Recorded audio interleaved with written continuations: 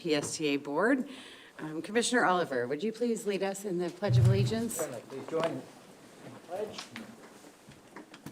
I pledge allegiance to the flag of the United States of America and to the republic for which it stands, one nation, under God, indivisible, with liberty and justice for all.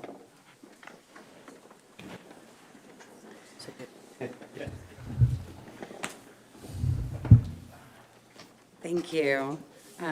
Do we have any board members who are participating by Zoom today? I think we do. Is there any board member that is on Zoom? No, sir. Okay, all right. Thank you. Okay, we may have. All right, we'll go ahead and move forward to our presentations. And this morning, I'm pleased to say that we have an update from the Pinellas County Sheriff's Office. And Sheriff Caltieri has joined us. Welcome back to PSTA. Looking forward to hearing your update this morning. Yeah, thanks. Good morning. Good to be back with you. I told you when I was here last time that I would come back after October 1st and let you know how the implementation of the fair affected the problem that we were having down there in St. Pete Beach. And just to kind of recap for you and put it in context, I'll say this to jump to the end, the problem solved. And implementing the fair fixed it. It worked. It's what we predicted was the problem, and what we predicted the solution would be has provided that solution. So let's just look back for a second to the problem is that when Sunrunner began and the free ride was in place and the problem with all those people going out to the beach occurred. So if you look at the period of time of March 1 of 2022 through October 31st of 2022. So this is, again, 2022 before everything began. And at 4700 Gulf Boulevard, which is the St. Pete Beach access, which is where the Sunrunner dropped off all of these people and we had the major problems. In 2022 from March to October is we had 41 calls for service at the beach access. If you go to March 1 through October 31 of 2023, so the same period of time in 2023 when the free bus ride was in place, we had 330 incidents. So that's a 705% increase, directly attributable to those people getting off the bus and causing the problems that they were, those homeless transients that were causing the problem out there. Public Shopping Center at 4655 Gulf Boulevard, during that same period of March to October of 2022, 37 calls for service. In 2023, 202 calls for service. So that's a 446% increase. The other place we identified where we were having issues out there was a 7-Eleven store at 6205 Gulf Boulevard. And we had 28 calls there in 2022, and we had 45 calls in 2023 for a 32% increase. So that's why we came here and said, this isn't working. And not only is it based on the metrics and was it based on the statistics, but it was based upon what we were personally observing and what the citizens were enduring out there and coming to us and saying, do something about this. And that's what I told you last time. And so I believed that this was, from what we were seeing, directly attributable to this population getting on these buses in downtown St. Pete, getting out of Williams Park, getting out of all these other places in downtown St. Pete because it was free, and going out there and doing the things that we described, which I'm not going to describe again because you heard them and we don't need to reiterate all those really unacceptable behaviors that were occurring out there. So you implemented the fair on October 1st. So same place, St. Pete Beach access calls for us for August of 2023, when there was no fair in place, it was free. St. Pete Beach access, we had 76 calls. In September, we had 84 calls. And in October, 2. The Public Shopping Center, 4655 Gulf Boulevard, August was 40. September was 24, October was 8. The 7-Eleven store, August 3, September 4, and October 3. So that's what the metrics show and the observations of the deputies and the reports from the citizens is that as soon as the fair was put in place, saw a drastic improvement. We don't get calls anymore. We don't get complaints. We don't have the citizens coming up out of concern. And it's back to where it was, which is you're going to have some of it, and it's just going to be, it's an acceptable level. It's hit or miss, and you get a few people here or there. So it worked, problem solved, and for me, just move on to the next issue of the day. So I'm, that the numbers show, and the data shows, and the observations are consistent with the data, is we had a major problem, implemented the fare, like we said, and the problem solved. And they're not coming because they're not getting on, because we said they weren't going to pay. As long as it was free, they were coming out there. But I'm happy, the residents, the citizens that we all serve, and the ones, and the tourists that are coming in there, and the feedback is that everybody's good, and the issue is no longer on the table. All right, thank you. Any questions? Commissioner Schulman. Thank you, Madam Chair. One question, and thank you, Sheriff. I just wanted to be clear, do you feel that the PSTA board and PSTA was, worked well with you in putting in a solution that you felt was necessary? Well, I think we came to it, I would have liked to have seen you do it earlier. I made, make no mistake about that, and I was clear about that. But, there's a lot of things we'd like to see, but it's all about collaboration and cooperation and reaching a happy medium. I think we did that. I would have liked to stop spending $10,000 a week, okay, long before we did. But, hey, yes is the answer. I think we came to a good place and we got it done. What it shows is that the solution that we, all agreed upon and put in place was the right solution. And it worked. I mean, the proof's in the pudding, as they say, and not just from what the stats show, the statistics and the data and the metrics show, it's what we're seeing out there and what the people are reporting to us. And so, yeah, absolutely. I think that we came to a good solution. The only thing, again, that I would say is because we see this here, is I would like to do it a month earlier, because it would have saved us, $40,000 in having the deputies out there and going through all that. But, nothing's perfect, and I'm happy, and put it behind us and move on. Thank you for that. I bring it up because there's been a lot of talk about this board's accountability to the public and other stakeholders, and so just wanted to get your opinion. So I appreciate that. We came to a good place through cooperation. Thank you, Sheriff. Thank you, Madam Chair. All right. Thank you. And it is good to hear that we've got that part of the problem solved, but it doesn't mean that we don't have individuals with trouble out there. And I appreciate that some of the board members and Brad and some of our community's service providers got together to talk about some other solutions. So I would be happy to hear anything that might be going on that end. I know that the St. Petersburg Police Department is certainly doing their job, and I appreciate them. And Sheriff, I appreciate your service to our community as well. So I don't know if anyone wants to just briefly describe what is going on, if there's any initiative from that. Good morning. Thank you very much, Sheriff Galtieri, for your update, and I'm happy that the solution worked.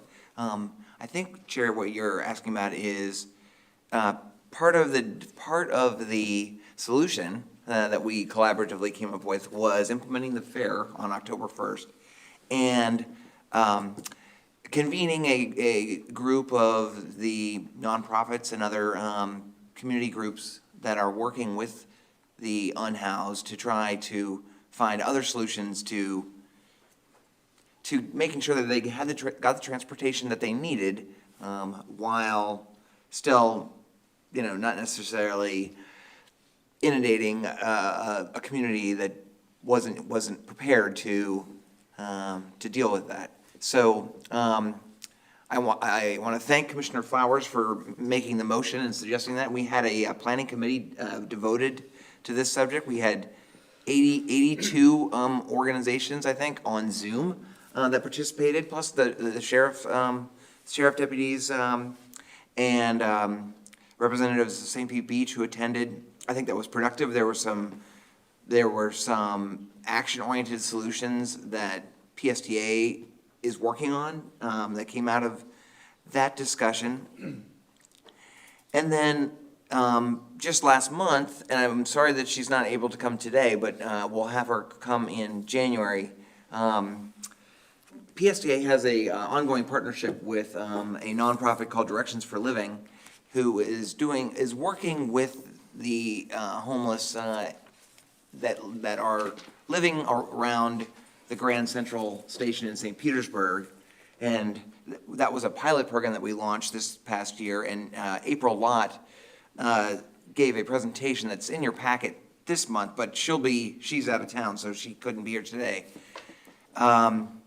She had some really, I think, some positive feedback after about 6 months of the pilot at Grand Central, where her folks are on the ground trying to interact with the unhoused and trying to get them into long-term housing. And I think over a dozen folks have been placed, trying to reduce the number. As Sheriff, I tell everyone, as you all saw Sheriff Galtieri at the last time he was here, say it's like a water balloon, basically. If you squeeze this one end, it goes to another part. How can we actually reduce the size? Reduce and solve the problem, and not just move them around. And she's doing that. So I was very excited about that, and I've talked to her about whether we could expand the pilot next year so that her folks would not just be at Grand Central, but they would go to our other transportation centers around the county, like Largo, Pinellas Park, Clearwater, and she's very open to that too. All right, thank you. Commissioner Cox. Thank you, Madam Chair, and thank you, Sheriff Gualtieri. Just have a quick question about traffic. Do you have any data on traffic? Because I see our rep from St. Pete Beach is not here today, or I would ask him that. But there's the citizens simply don't want buses out there. They've made that clear. And now, because of budget constraints, the trolley no longer operates out there. So, which it does take much more time than the Sunrunner to onboard and deboard. So do you have any kind of data on traffic? I really don't. I wasn't prepared for Okay. that. I can just tell you anecdotally, I don't see that anything's any different than it has been. I'd say it's status quo. It's very dependent, of course, out there on the season and on Right. events out there, but I don't see in anything that I hear from our people out there that there's no significant variance from what we've seen out there over a period of time. So I don't have anything to add or anything to provide you with on that. All right, thank you, Sheriff. Thank you. And seeing that there's no other comment? My light was on. It was. Okay, Commissioner Flowers. Thank you very much. Thank you, Sheriff, for providing us with that update. I know that for some, it was not a popular decision. I got quite a few phone calls because I'm the one that made the motion. But I thought it was what was right for PSTA and for the community. Just real quick before I ask my question, in response to what he's saying about the traffic, I've gotten a couple of calls about the traffic. As a matter of fact, at an event last night, someone was talking to me about the traffic. It's my understanding that a couple of hotels will be built soon out there, so that's gonna increase because you're gonna have, more people staying in the hotel, and you're gonna have people that will be working in those hotels who will probably need public transportation. So it's gonna be interesting to see how that goes. My question is, I went back and looked at some of the meetings from the St. Pete Beach City Council, and there was one meeting where they talked about St. Pete Beach providing security during that time.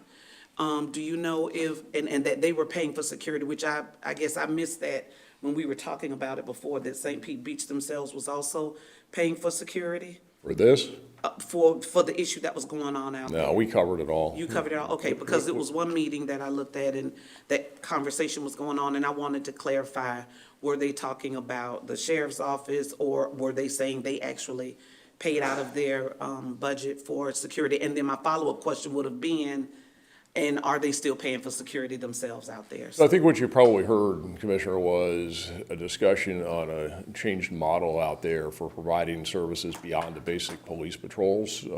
And so the direct answer to your question is that related to this problem, the sheriff's office covered the 100% of the cost. The city didn't pay anything for that. Okay. So that $10,000 a week and all the effort it was done is that the city didn't pay anything of that.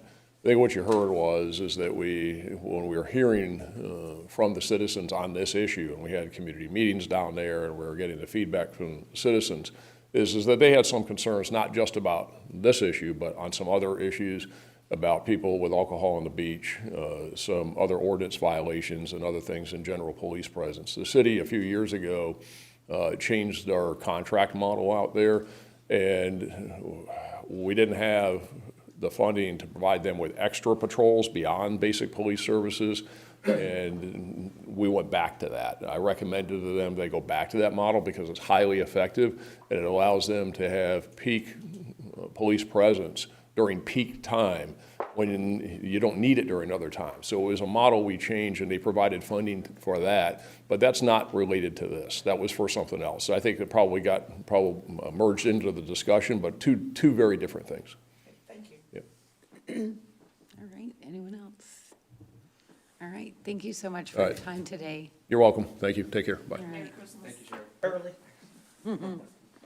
All right, next we'll go to our recognition.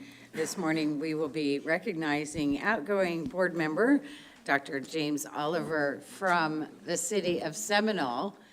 And I'll turn things over to Brad. Good morning. Good morning. Well, it's very bittersweet that we say goodbye to Commissioner Jim Oliver from the city of Seminole. He has served on PSTA since for about 2 years now, a little bit more than 2 years, and has been an incredible board member in that short period of time. With the amount of in-depth thought and questions, he's participated in the planning committee deeply, asking lots of really good questions, really interested in data like myself. I think I met Dr. Oliver about 12 years ago, 11 or 12 years ago, when he was the provost of the St. Pete College Seminole campus.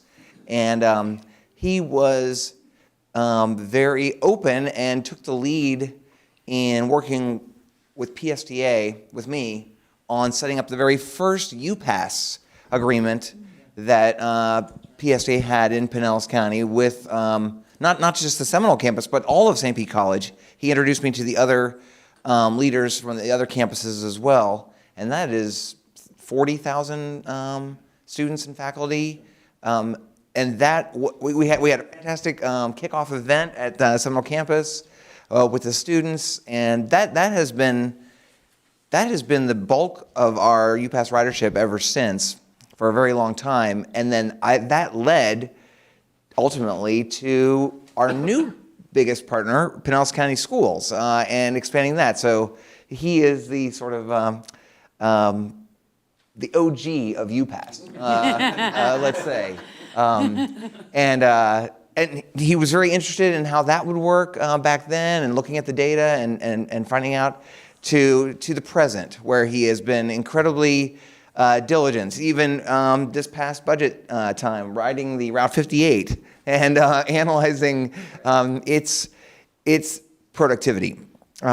So I think we want to certainly wish you the best of luck. Grateful that you came and graced us with your service.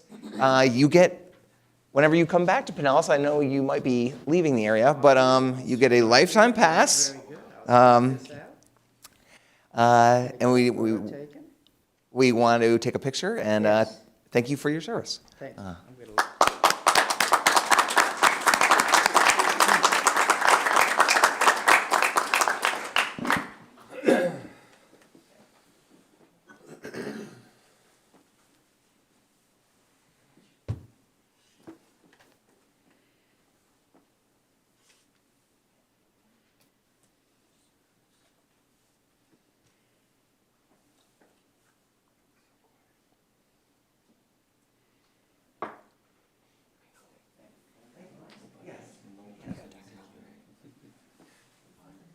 Thanks very much. I've really enjoyed my time on PSTA.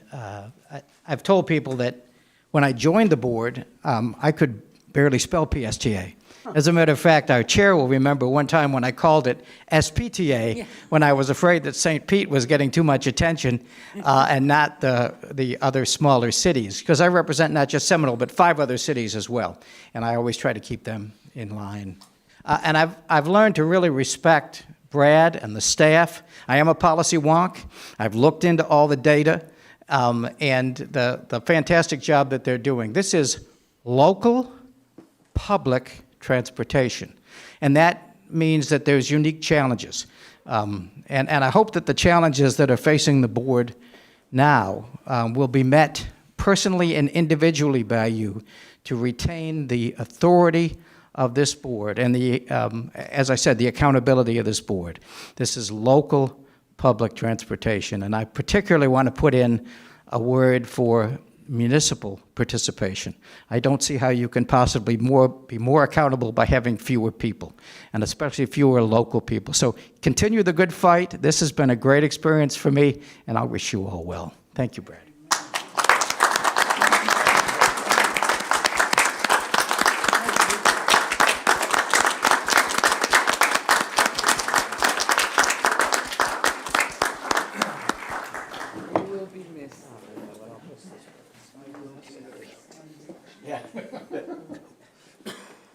Commissioner Oliver, clearly your impact on public transportation in our county goes way back before you joined us on the board last year. And I think the county is just so grateful for your service. While you've been on the board, you've really participated with thoughtful input that really does take the city's plural, that you represent into consideration, as well as the whole of Pinellas County. And I think you really epitomize what makes a great board member and public servant. So thank you. All right, next we'll go to our public comment for consent agenda items or items that are not on today's agenda. If you do wish to make public comment, if you'll fill out one of the green cards. Okay. Just giving a moment. All right, we'll go ahead and close public comment. The next item on our agenda is the consent agenda. Are there any items on the consent agenda that any board member wishes to pull? Move approval of consent Second. agenda item 5A, All right. 5B, and 5C. All right, we have a motion to approve the consent agenda and a second. If we could please open the voting system. Please enter your votes. And we have, what, 13 today? We're missing anyone? That's it. That's No, it. it's 12 today, okay. All right, motion carries. Next committee updates, and for that, I'm very happy that we have for our legislative committee update, we have Ron Pierce from RSA Consulting here on Zoom from Tallahassee to talk about the current PSTA bill. Good morning, Ron. Good morning, Madam Chair, board members. Thank you so much. Sorry I couldn't be with you today. I'm going to give you an update from Tallahassee. I thought it would be good to maybe do 2 things to start with. Number one, let me talk about the local bill process, just to make sure that you all are kind of familiar with what's happened to date on the local bill, but more importantly, kind of what's the process moving forward. I'll be happy to answer any questions about that once I kind of outline that. And then secondly, I'll walk you very quickly through the bill as presented at the delegation meeting and past the delegation meeting. So let me start with Representative Cheney has filed a local bill relating to PSTA's Enabling Act. It did pass the delegation meeting by a 6-3 vote a couple of weeks ago. Representative Rayner, Representative Cross, and Senator Rizwan were the 3 no votes. So again, it passed on a 6-3 vote. What happens next is Representative Cheney will now file that bill in Tallahassee So it will be a local bill like any other bill. It's going to be referred most likely to 3 committees of reference. It will kind of go through the committee process, and only in the House, by the way.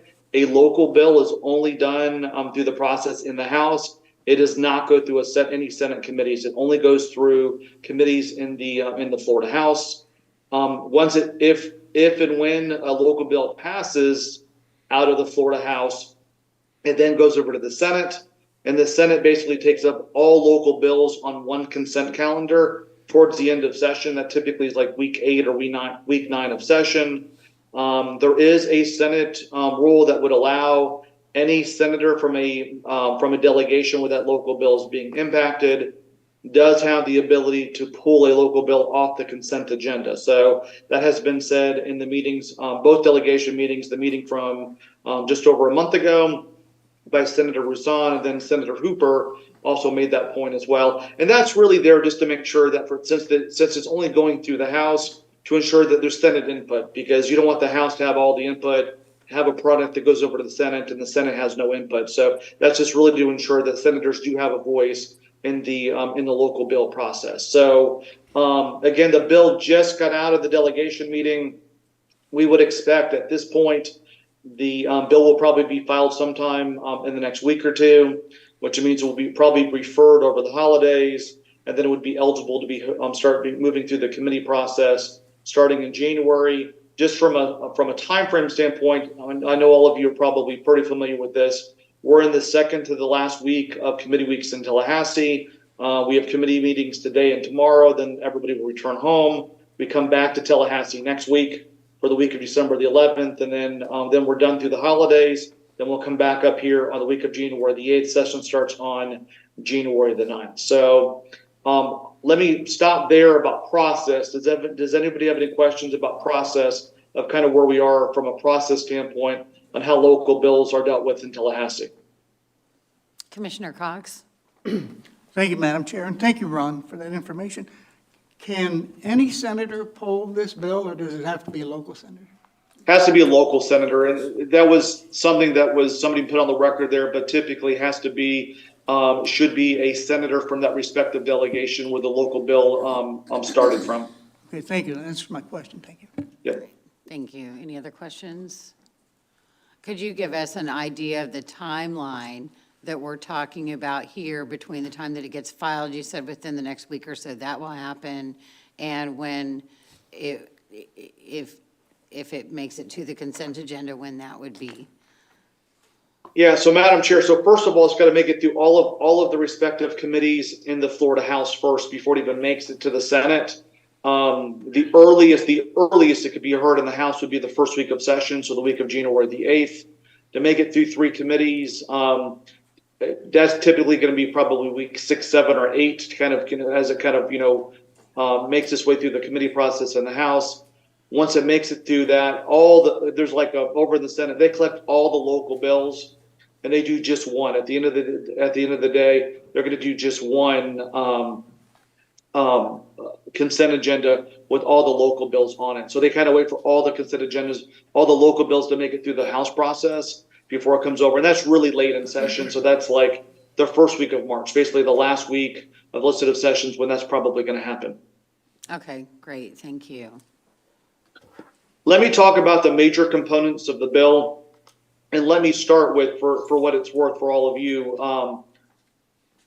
I know there's still concerns with the bill from many of the board members, but if you go back, I've got about 8 versions of the bill that we've been dealing with. The bill has changed dramatically. I mean, there's been a lot of things that were in the bill that we had major concerns with that have been removed from the bill. And we can thank Representative Cheney for that. You can thank other key members of the delegation that really felt that some of the things that were in the bill were probably more policy versus things that needed to be within state law. And so where the bill that passed the delegation meeting is basically this. Number one, it changes the board composition from 15 to 11 board members. If you look at the way the 11 breaks down, it's 4 county commissioners, 1 from St. Pete, 1 from Clearwater, 1 from the Big C, 1 from North County, and I'm happy to talk about who's north and south if I need to, from South County. And then there's one rotating appointment from North and South County that's got to be a citizen appointee by the speaker, and then also one South County from the Senate president, and that would rotate. So North and South County would rotate ultimately between the speaker and the Senate president. I can tell you there are some delegation members that I think maybe want to massage those appointments with regards to if it's the speaker or the Senate president, or maybe it's somebody else that's making those appointments. So, one suggestion was the governor. This is where we've ended up to date right now, is just the speaker and Senate president. That's what passed the delegation meeting. I'm going to go through these really quick. I'm happy if once I kind of go through these, if we want further explanation, I'm happy to do it. These are the major components that are left in the bill as we know it today. Number one, eminent domain, which you already have the power. It's already in the Enabling Act. The only thing that changes, it requires now a 2/3 vote by the PSTA board, and it has to be reported to the BOCC. Let me make a note there. You all, to the best of my knowledge, I think Brad's told me and our general counsel's told me, is that we have not used eminent domain as a board. So again, the only thing that it does, it leaves the power for us to have eminent domain. Requires a 2/3 vote now by this board if we're going to be forward with it. And again, it requires that they report it semi-annually over to the BOCC.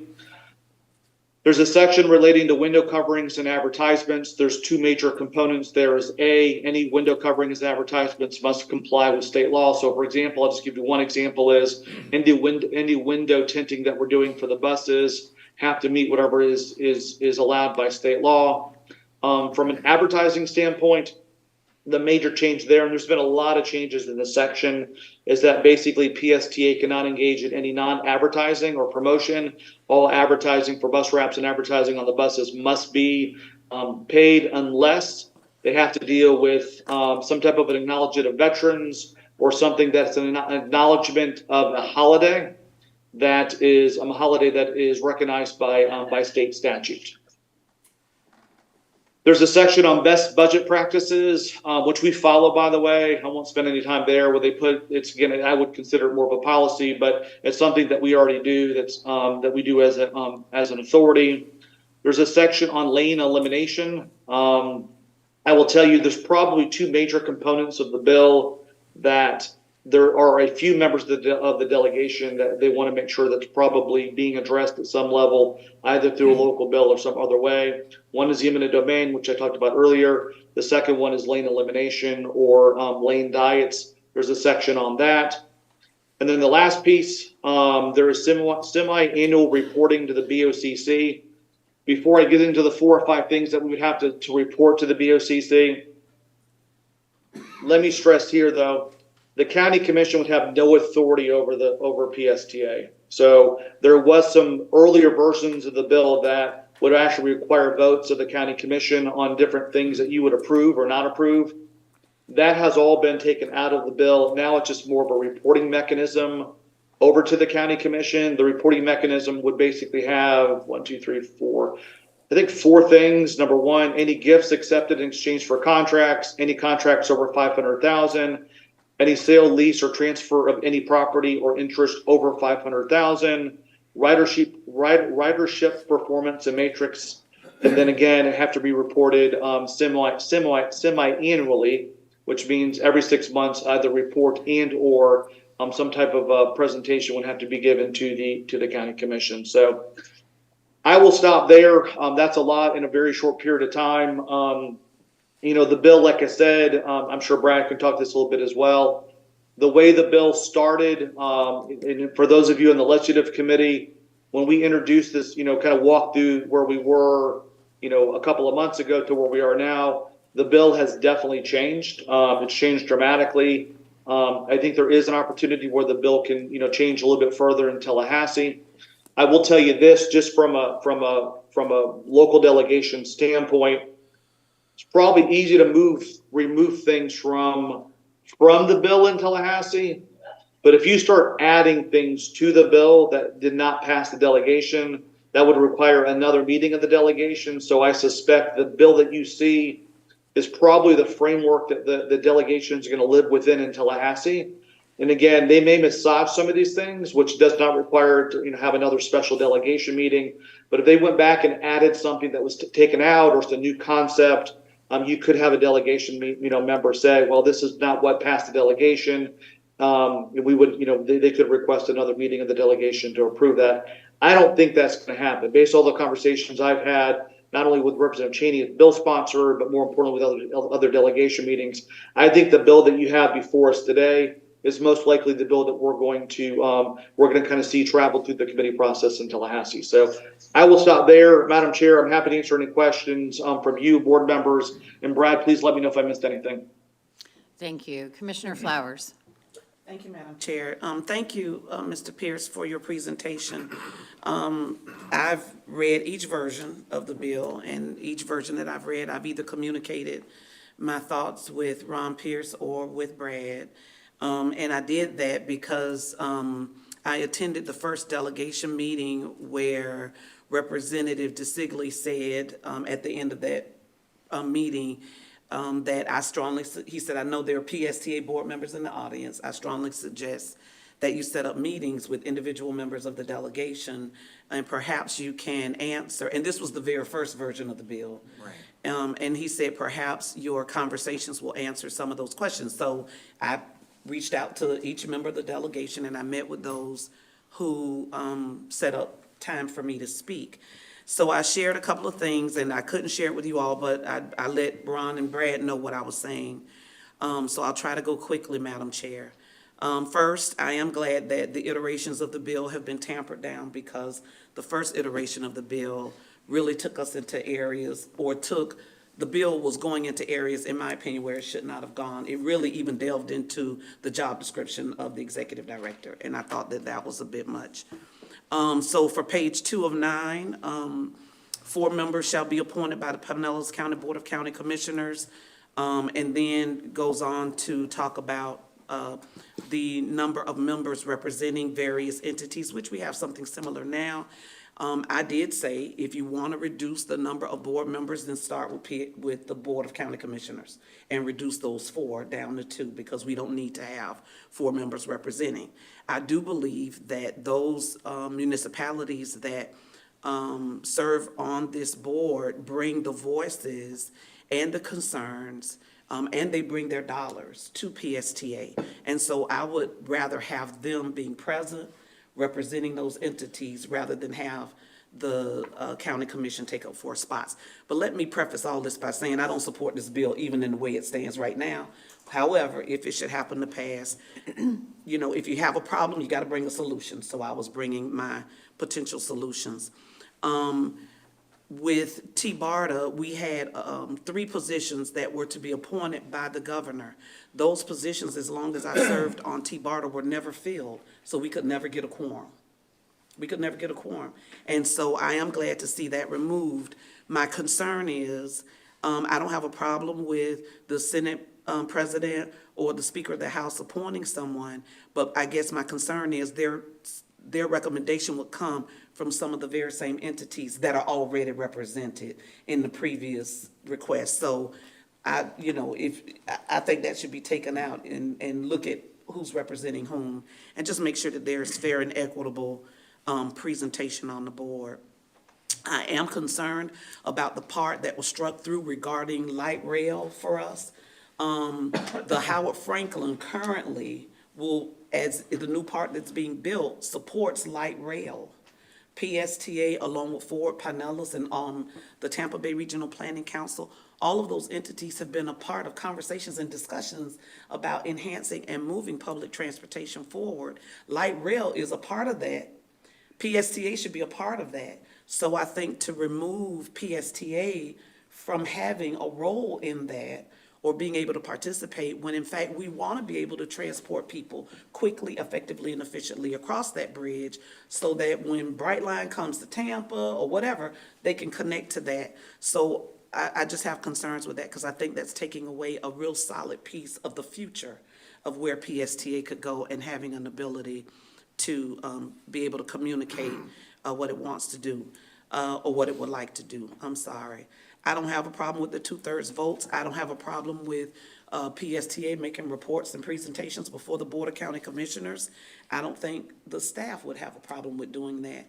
I know that we receive reports and we receive information related to what's going on with PSTA, and we also have members of the commission that sit here and we give reports, you know, when we're going back to our board meetings so that they know what's going on and what it is that we're doing. I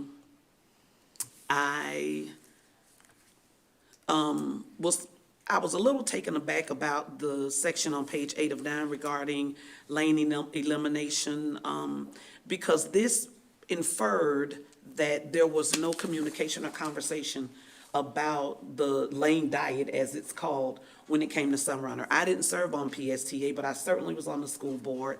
I was in the community. I know PSTA had so many community conversations about this, and I think that perhaps some people may be confusing green light Pinellas when all of that was going on with what was going on with Sunrunner. I do know that permission was given to utilize those lane diets.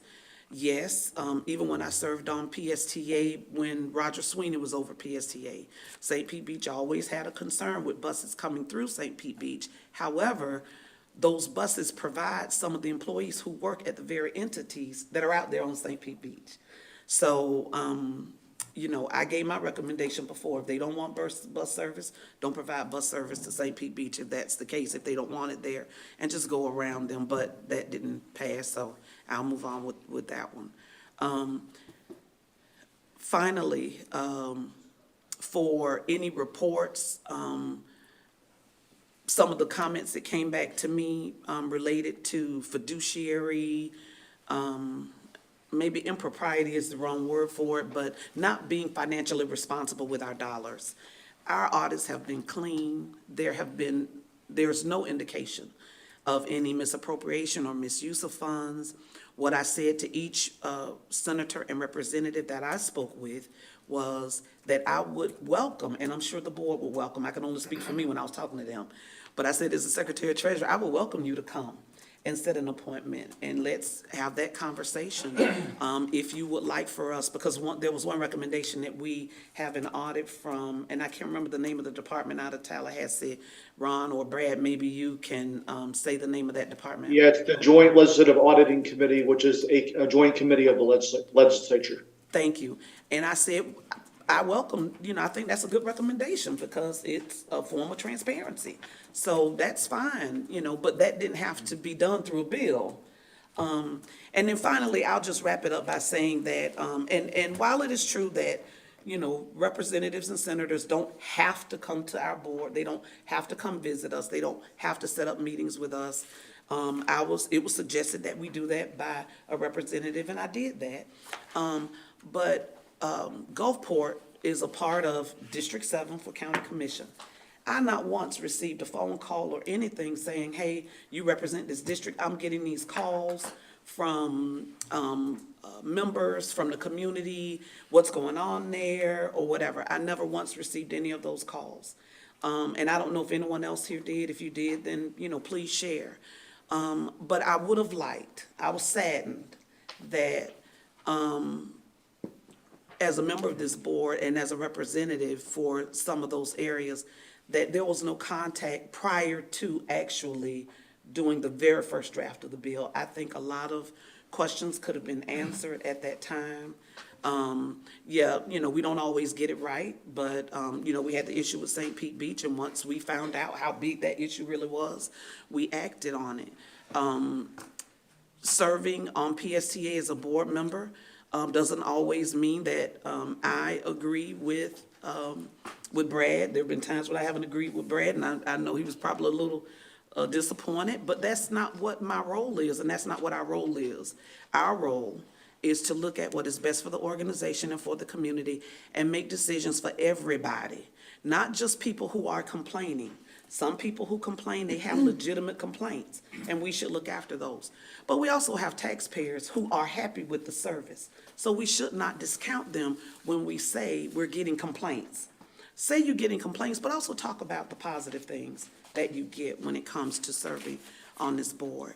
So, thank you, Madam Chair, for allowing me to be a little long-winded, but I wanted to share with you all because I couldn't talk to you before. I do not support this bill. I've not supported the first version nor the 8th version, but I had a problem. I presented a solution and said, if this passes, this is what I, as a board member, could live with. And these are my suggestions, not the board's, my suggestions as a board member. So thank you, Madam Chair, for allowing me to share. Thank you, Ron, for meeting with me and talking with me and whatnot. And thank you to staff as well as Brad for meeting with me and talking with me through the process. Thank you, Madam All Chair. right, thank you. It's very informative. Commissioner Schulman? Thank you, Madam Chair. I definitely don't want to be long-winded, but we'll probably take more than the 2 minutes I had at the legislative delegation to speak. I will say, this bill was brought up under the guise of accountability, and yet there was nothing presented at any point that I saw that talked about how we weren't accountable to the community. There were no issues brought up. So most of the negatives for PSTA have come from St. Pete Beach. And I think it's important to remember when we talk about the Sunrunner in St. Pete Beach, they didn't want the Sunrunner going down to the Don Cesar. We moved it to the Pinellas County access. They didn't want the articulating buses, the longer buses. We went with shorter buses. All right. They don't want free fares because they want to have a little bit more control over the beach access. We went and instituted free fares early, and the sheriff also said he felt, just today, that he felt accountable, that we were accountable and we were working as a good partner. So St. Pete Beach, who is not a member of PSTA, has come to us several times along this process, and we have been accountable and listened and tried to balance their needs with the needs of the greater community. And that's exactly what a board like this should do. I take it, so I mentioned that they're not a member of PSTA. They're still members of our community. They're still citizens in our county, and so they still need to be heard and listened to. But I'm shocked because I keep waiting for someone to say, here's the 7 things that you guys have done that everyone said was wrong, all the communities were against, everyone had an issue with, and we did it anyway. We said, to hell with you guys, we're going to do whatever we want. And there's not one. There's not one. There's disagreements in policy. There's disagreements in procedure. That's what boards are for, to hear those issues, to bring them forward. Each one of us represents our constituency, and we bring forward our ideas. Our votes, we vote. If it passes, we move forward. If it fails, we move past that policy. So I am shocked, and I know that there are board members on this board that have worked directly with Rep. Cheney to create this bill, and it is the only way to describe it is a power grab. I echo Commissioner Flowers' point that there continue to be 4 members from the Pinellas County Board of County Commissioners. The Board of County Commissioners is the direct local government for about 280,000 residents. Those are folks that live in unincorporated Pinellas County. Everybody else in Pinellas County is also represented by a more local government, their cities, their towns, those entities. So just for comparison, St. Petersburg has 236,000 citizens.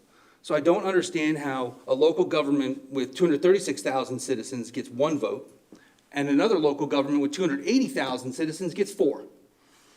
It doesn't make sense. You want to talk about accountability, that is a harsh reality to face. I appreciate some of the changes that were made. I do also find it strange that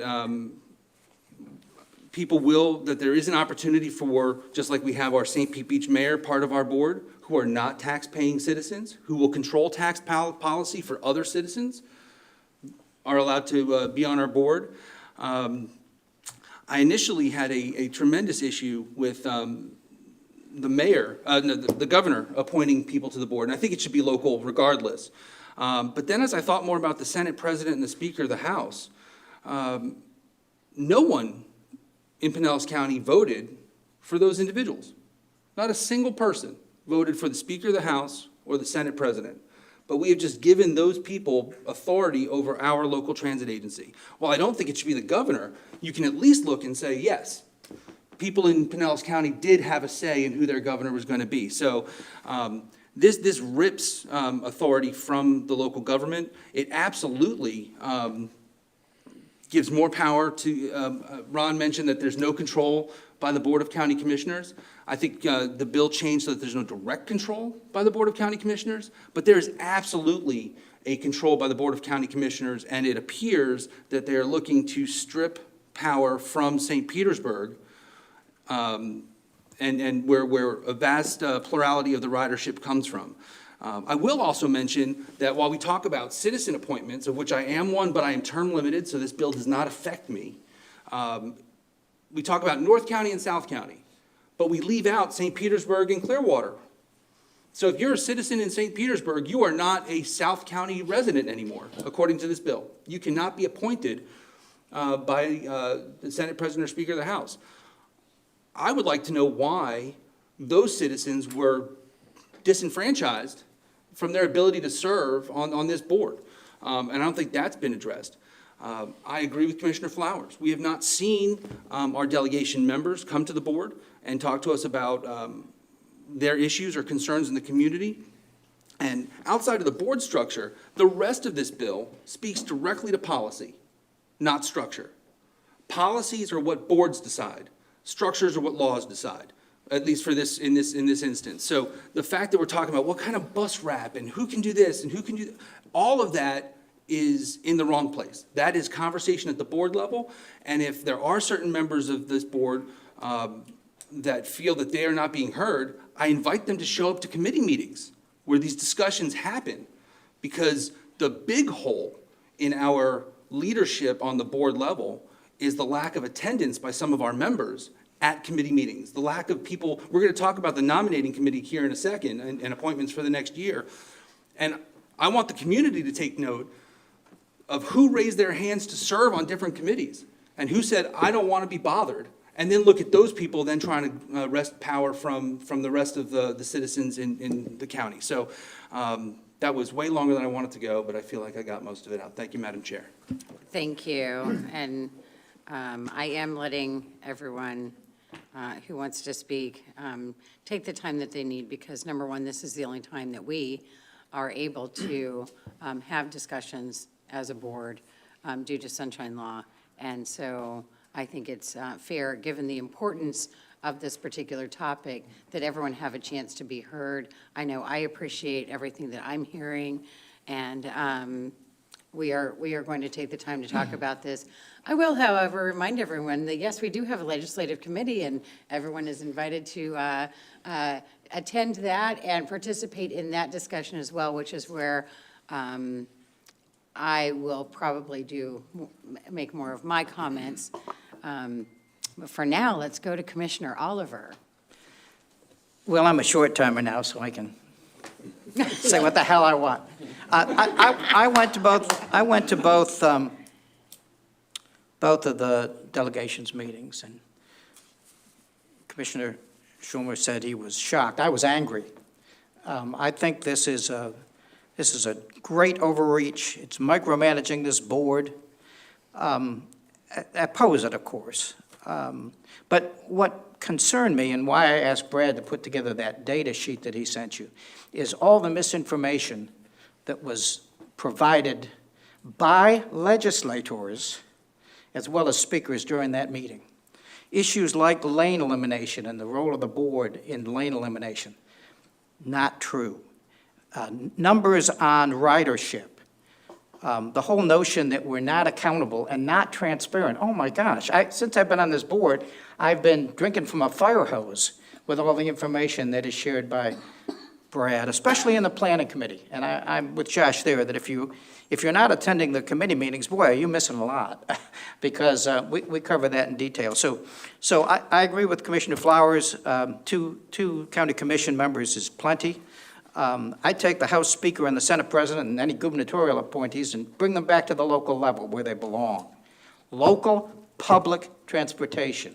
So, yeah, I'm angry about it, and on the way out, I'm going to write some letters because this is, it's inappropriate. for a wonderful agency like this and the work that it's doing. Do we have issues? Clearly have issues. The issue of, that the sheriff spoke to is something that has to be addressed, and we'll continue to have issues like that. But let's do it in a data-driven, collaborative discussion mode as opposed to a political power grab. And I thank you, Madam Chair. All right, thank you. Commissioner Albritton. Thank you, Madam Chair. I'll try to keep it brief. I want to thank everyone on the board that came to the delegation meeting. I thought that we had a good representation, and there were a lot of things that were said that really weren't true there on people that were, they had a few people in support.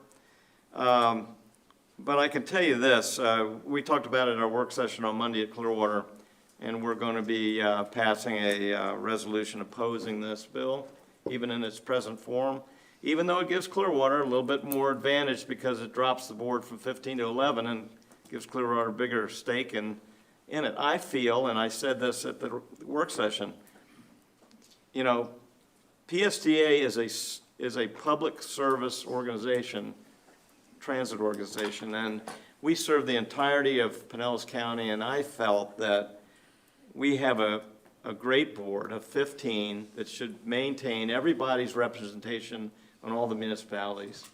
That was a big thing for me, because as long as I've been on this board, I think we have a great planning committee.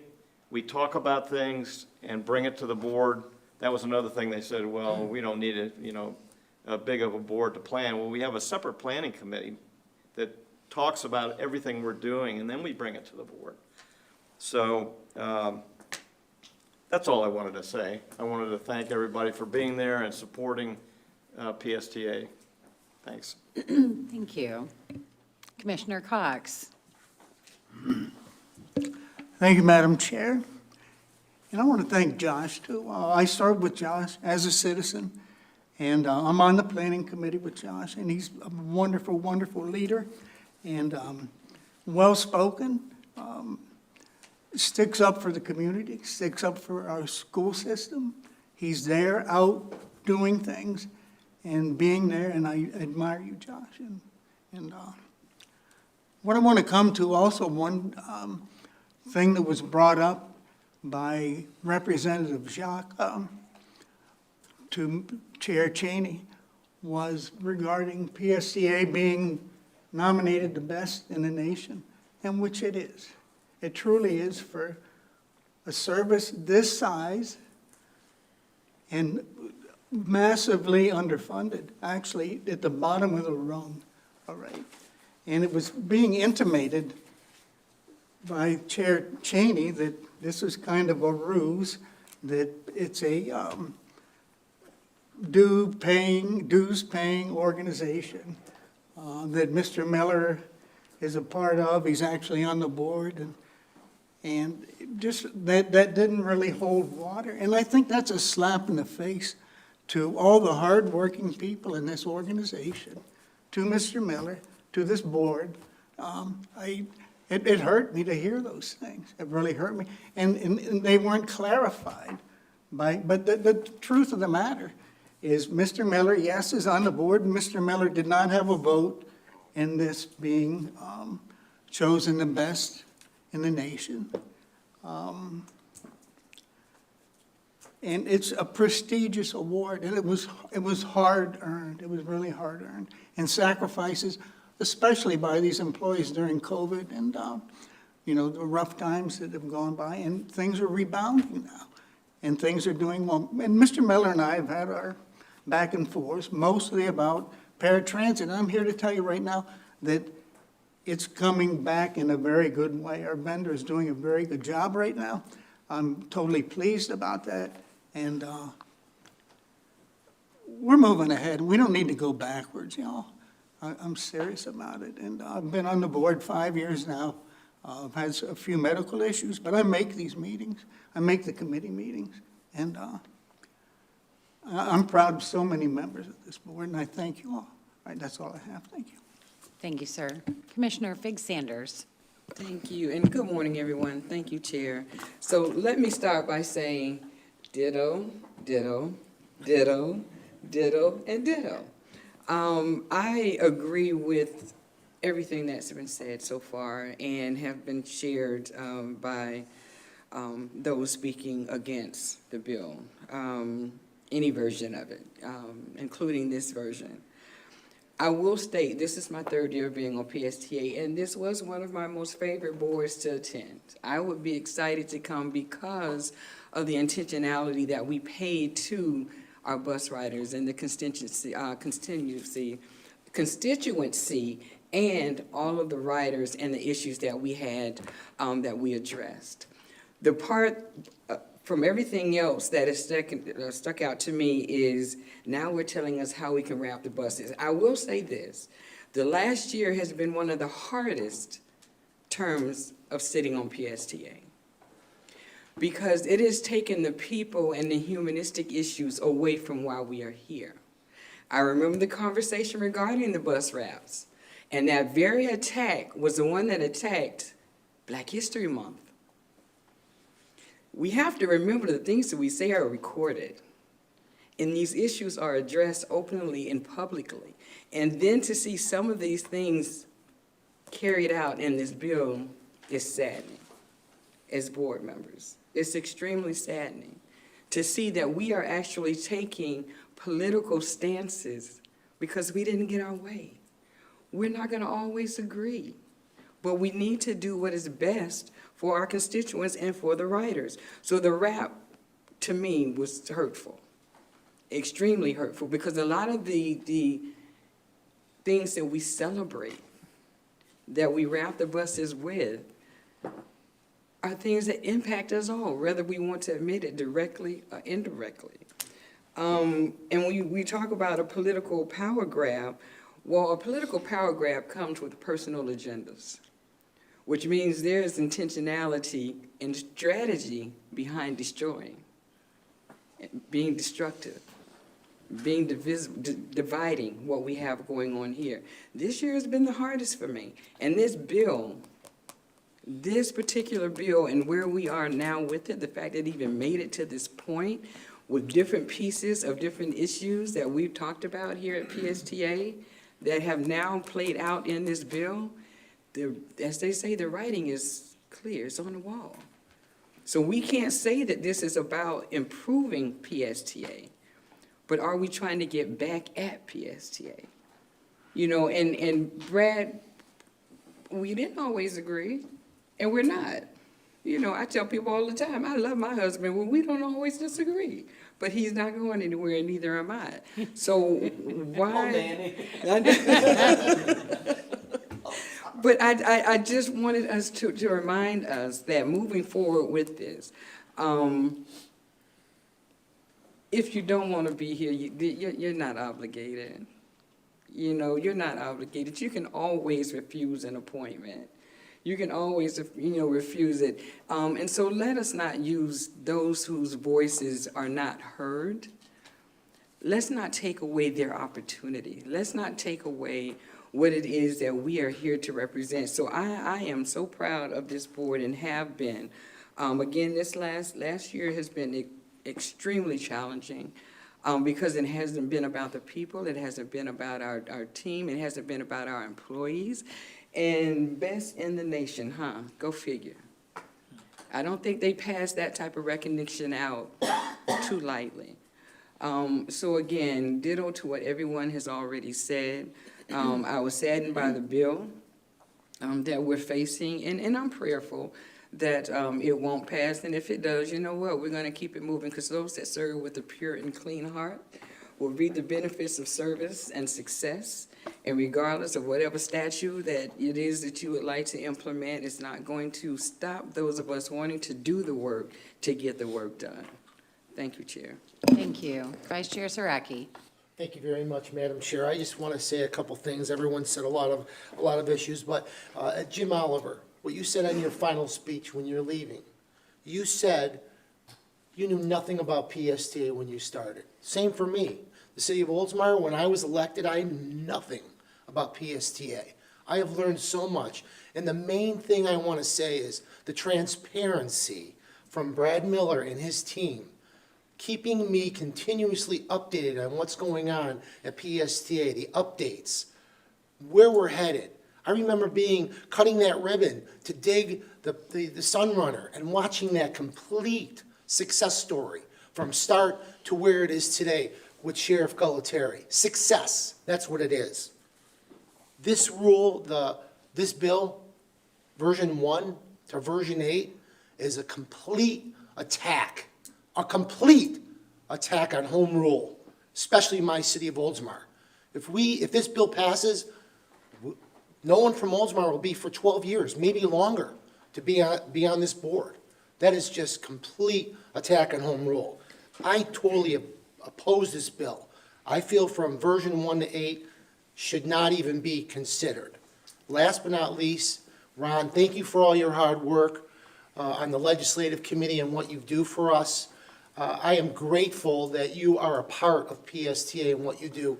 Please keep me updated on the next step of this bill, because I will be calling every legislator to stop this and tell them exactly what I just said tonight. Thank you, Madam Chair.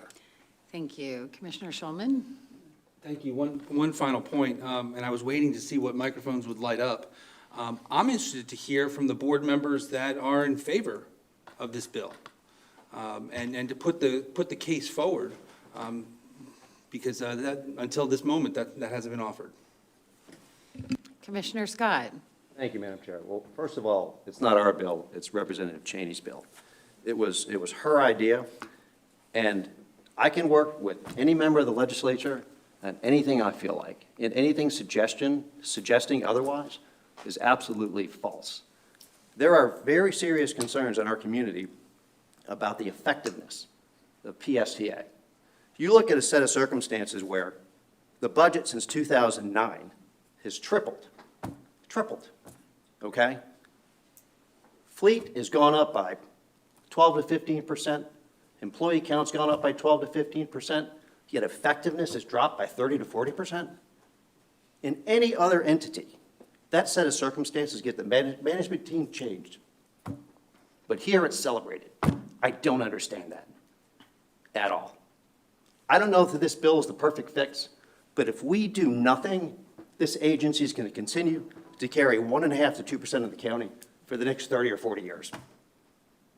And that's why I think this is a good start. Thank you. Commissioner Latvala? Thank you, Madam Chair. I apologize, Commissioner Schulman, that I don't make all of your precious committee meetings, as I have other responsibilities that I attend to.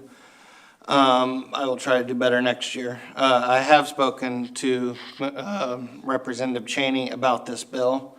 I've given her some suggestions, some that she's taken, some that she has not. But that's my job as a county commissioner. I'm not going to apologize to that, for that. I speak to our legislative delegation often. I don't drive to Tallahassee to do that. I don't go and take my 2 minutes at a legislative delegation to do that. I pick up my phone and I call them. I call them to ask for money for our county and other things like that. So yes, I've spoken to Representative Cheney, as I've also spoken to, I think, all 3 of our senators, as well as several of our other state representatives. I will remind you that in my 8 years in Tallahassee, I had ample opportunity to file a similar bill such as this. But instead, and Brad will remember this, Ron will also remember this, I think on at least 2 occasions I filed appropriations bills for this very agency. And so, you know, a lot of what you said, like usual, is patently false. And I will leave it as that, at that. Thank you. Commissioner Cox? Thank you, Madam Chair. I want to address what we hear a lot about here is about the 2% fare box recovery and the contribution towards the budget. If we would look at agencies nationwide similar to PSTA, which I've done, and it's a common number for this type of service provided, this demographic, this area, 2 to 3%. The numbers get very high in the metro areas like New York or Chicago, Fairbox Recovery. But it's typical. I mean, it's service that has to be subsidized. And those folks, the only 2% that ride this service need this service. These are folks that it's a lifeline to them. It's groceries. If y'all would just get on the bus and ride it maybe sometime, and downtown St. Pete and so on and so forth, or south side of St. Pete, folks struggling to get on the bus with their little shopping carts, going to medical appointments, kidney dialysis for life-saving services. We transport daily 600 to 1,000 people that can't get on the bus in our paratransit service. And it's costly. It's more than 10% of the budget, but it has to be provided because that's what a society does, is take care of the most vulnerable. And that's our duty and that's our job here. And I'm going to rest with that, and I appreciate it. Thank you. Thank you. We're going to go to Commissioner Scott. I just want to let everyone know, it would be great if we can wrap this up. Thank you, Madam Chair. I don't think anybody here is questioning that the people that use PSTA need PSTA. Matter of fact, the survey results that are later in the agenda show that, I don't know, it was like 70% or 80% of the riders have no other way. And I think that those are answers to a question that we already knew. But to sit here and suggest that 98% of the county finds no relevance in our services and to call that success, I don't get that. It makes no sense to me. We can do better. All right.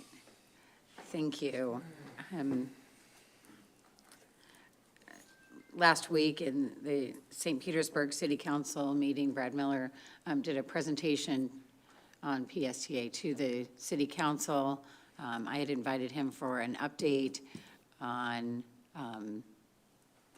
the organization as a whole, on performance, to discuss the very valid and well-deserved awards that were received, and also to discuss this bill. I requested that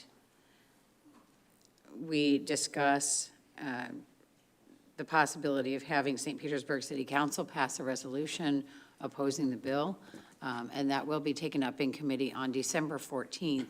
In the meantime, I want to thank those cities who have already stepped up and passed resolutions to oppose this bill, and those who are planning on doing so soon. I believe the city of Largo has passed a resolution in opposition. I think Dunedin did. Clearwater is queued up, right? Did we? Are there any other cities that you know of that have, Brad, that have passed resolutions so far? Dunedin, Largo, I think. Dunedin, Largo, Clearwater's in queue, St. Pete's on deck. Not yet, soon, next year. Great. I can't wait to see more step up so that our local voices are heard as we continue to look for appropriate representation and the right way to serve our communities. So we'll be discussing that on December 14th, and I look forward to that discussion with my colleagues.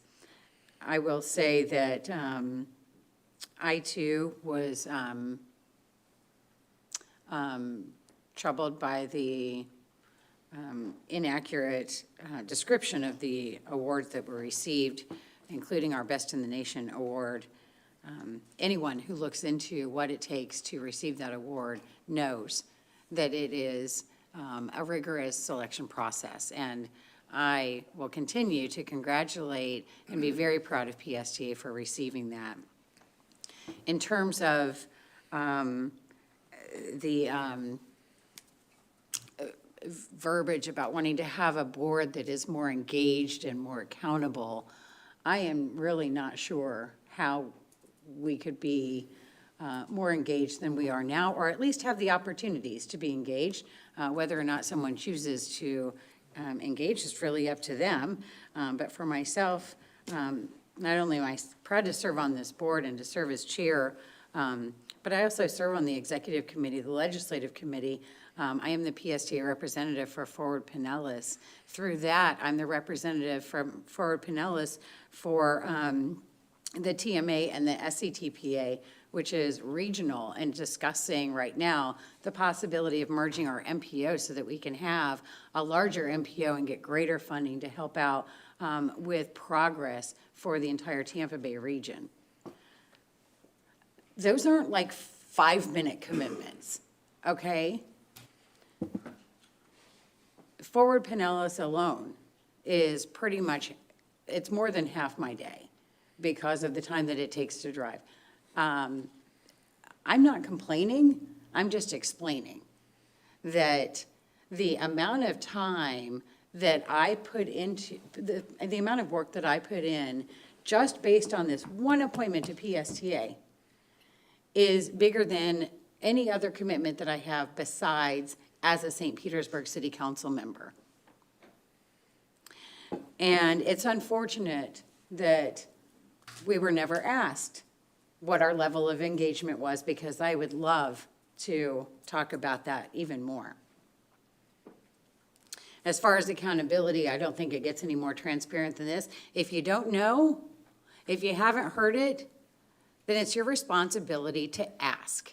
And I have never asked for anything and not gotten clear and accurate answers.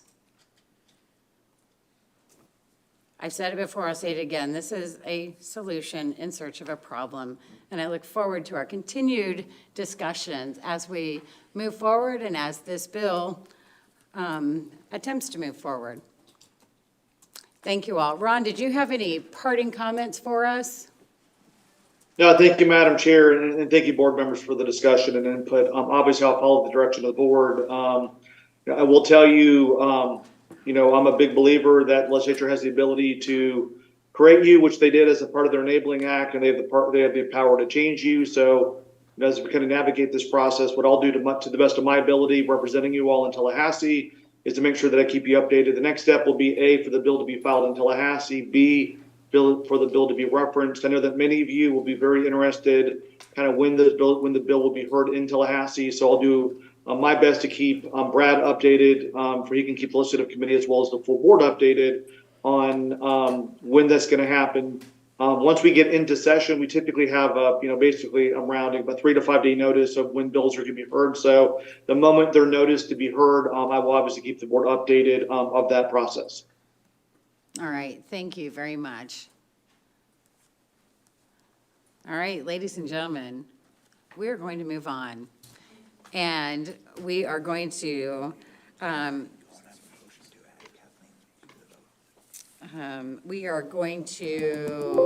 recognize that Commissioner Peters has joined our meeting virtually. And I will entertain a motion to allow her to participate virtually. Second.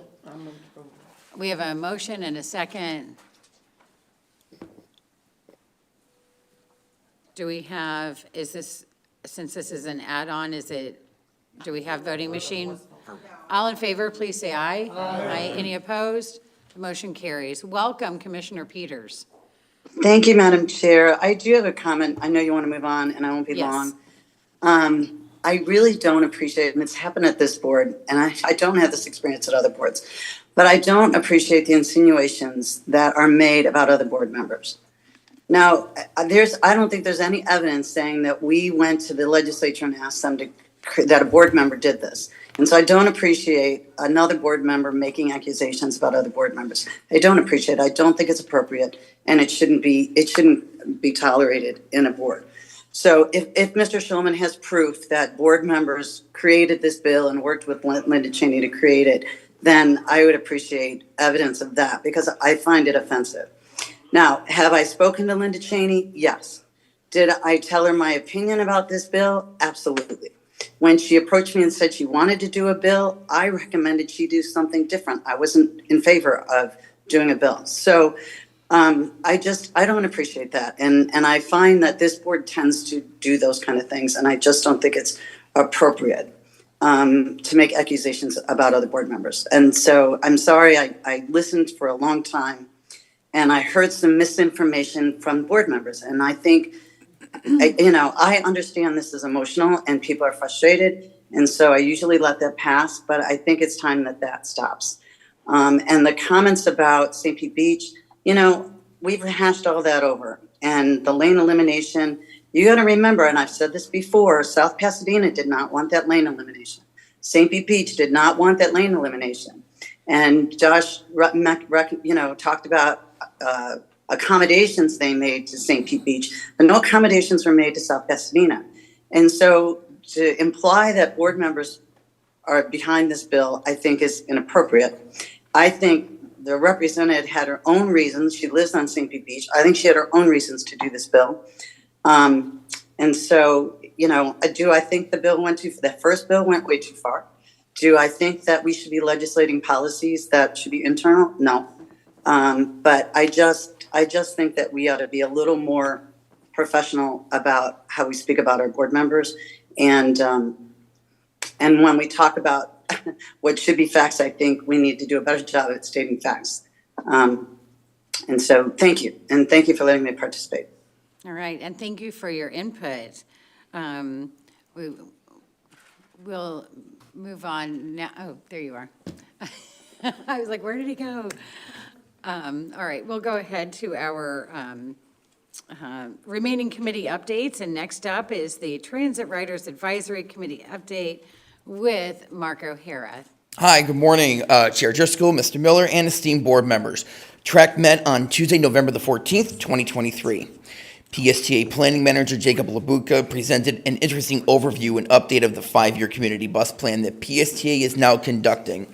Committee members are eager to participate in the plan as well as publicizing it to help increase responses for the plan survey.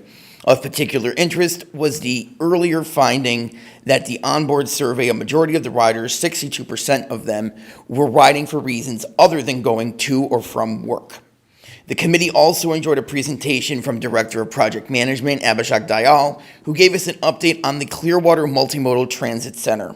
The project is still in the early design stages and evolving quickly. Mr. Dayal showed us that the innovative design that PSTA is using that will involve multiple modes of transportation around the county. If you have not seen Park Street Terminal recently, we encourage you to go and see it and see how desperately in need the city of Clearwater is for a new terminal. We were also very engaged with a presentation from Debbie Leas, Chief Financial Officer, regarding proposed legislation from the state representative Linda Cheney that would significantly change the governance of PSTA. Given that the agency has just won the APTA's Transit Agency of the Year award, we were very confused as to why this legislation was brought forward. We currently believe that the governance model in place for PSTA is effective. We also felt that there were concerns with balanced municipal representation, lack of funding possibilities for PSTA, stopping the advancement of public transit, diversity, and lane designation in possession of FDOT. We also would like to remind people that government should be used as not as a point of retaliation and as a weapon, but as bringing people together. Our next board meeting will be on January 16th, 2024 at 4 p.m. The location will either be via Zoom or here in the auditorium upstairs, and all board members are welcome to attend, and I'm more than happy to take your questions. Thank you. Commissioner Cox. Thank you, Madam Chair, and thank you, Mark. And I just want to make a comment. I want to thank you for your leadership of TRAC. I follow TRAC. I've been to some meetings. I sit quietly and listen. And I was so proud of Jay James when she spoke at the legislative delegation too. These are the actual riders, folks, that ride this service and are leaders in trying to help us make this better. Yes. And they're very good at it. They're truly very good, and your leadership is wonderful, and I thank you. Thank you very much for that. And yes, we do have a group of very active riders who represent this county, and I'm proud to be their chairperson. Okay. Thank you. Anyone else? All right, thank you, and thank you for your continued service. Next is the Forward Pinellas update. The Forward Pinellas Board met last on November 8th, 2023. The board unanimously approved sending a comment letter regarding the draft tentative work program, including a request for the department to fully fund existing priority projects before adding new projects to the work program. The board also approved the fall update of the Transportation Improvement Program, which includes PSTA's state grant program allocations and the work programs for local jurisdictions. Executive Director Whit Blanton briefed the board on PSTA's recent award of a service development grant from FDOT for ferry service enhancements that the Waterborne Transportation Committee recommended for submittal to the grant program. PSTA and Forward Pinellas staff are now coordinating with the cities on that match. Implementation would be coordinated through the Waterborne Transportation Committee of Forward Pinellas. The next regular Forward Pinellas board meeting will be held on December 13th, 2023. However, it is a more casual meeting, more of a year-end luncheon. No business is expected to be taken up at that time. And then after that, it's see you next year. Our next committee report comes from Commissioner Reed for the Local Coordinating Board. Thank you, Madam Chair. The Local Coordinating Board, LCB, met on November 28th in downtown Clearwater. The LCB approved the annual update to the LCB board bylaws. Staff from the Area Agency on Aging gave an informative presentation about the I can't say W's and R's, range of services offered throughout the organization. Robert Fiegel with Forward Pinellas presented the countywide trends and conditions report with discussion of talks to merge multiple transportation planning agencies into one. PSTA's Ross Silvers, who I think is amazing, gave the Community Transportation Coordinator CTC update, including TD Tampa Bay and possibly adding Homeless Emergency Project as a TD-funded agency in the future. The next LCB meeting will take place on February 20th at 9:15 a.m. Thank you. All right, thank you. Well, now, I know our meeting has been full of action already, but we're now moving to our actual action items, beginning with item 7A, the SEIU labor agreement, and our Chief Operating Officer, James Bradford, and Florida SEIU's Director of Organizing and Bargaining, Joseph Brenner, will talk about the progress that's been made with our proposed supervisor agreement. Good morning. Good morning, Chair. Thank you. I'm glad to be here. As you mentioned, James Bradford, Chief Operating Officer with PSTA. And I am pleased to be co-presenting alongside Mr. Joseph Brenner, who is the Director of Organizing and Bargaining, as mentioned, for SIU, whose territory spans the entire state of Florida. And actually woke up this morning and drove all the way down here from Gainesville. So thank you for kind of navigating the roads to be here with us today. And good morning to all of our distinguished and illustrious board members. I hope you all are doing very well. So this is a great topic. I'm always pleased to present this particular topic because it means two parties have come together and have reached settlement on negotiations that were kind of ongoing for multiple months. So I stand here before you all to ask for your approval of a 3-year contract for our supervisory employees. Out of 660 PSTA employees, over 550 of them are what we consider bargaining employees, meaning they're covered by a labor agreement. And for this particular contract, it covers 30 individuals. So it's our smaller of the two unions, nearly 30 individuals that manage the day-to-day operations for maintenance and transportation.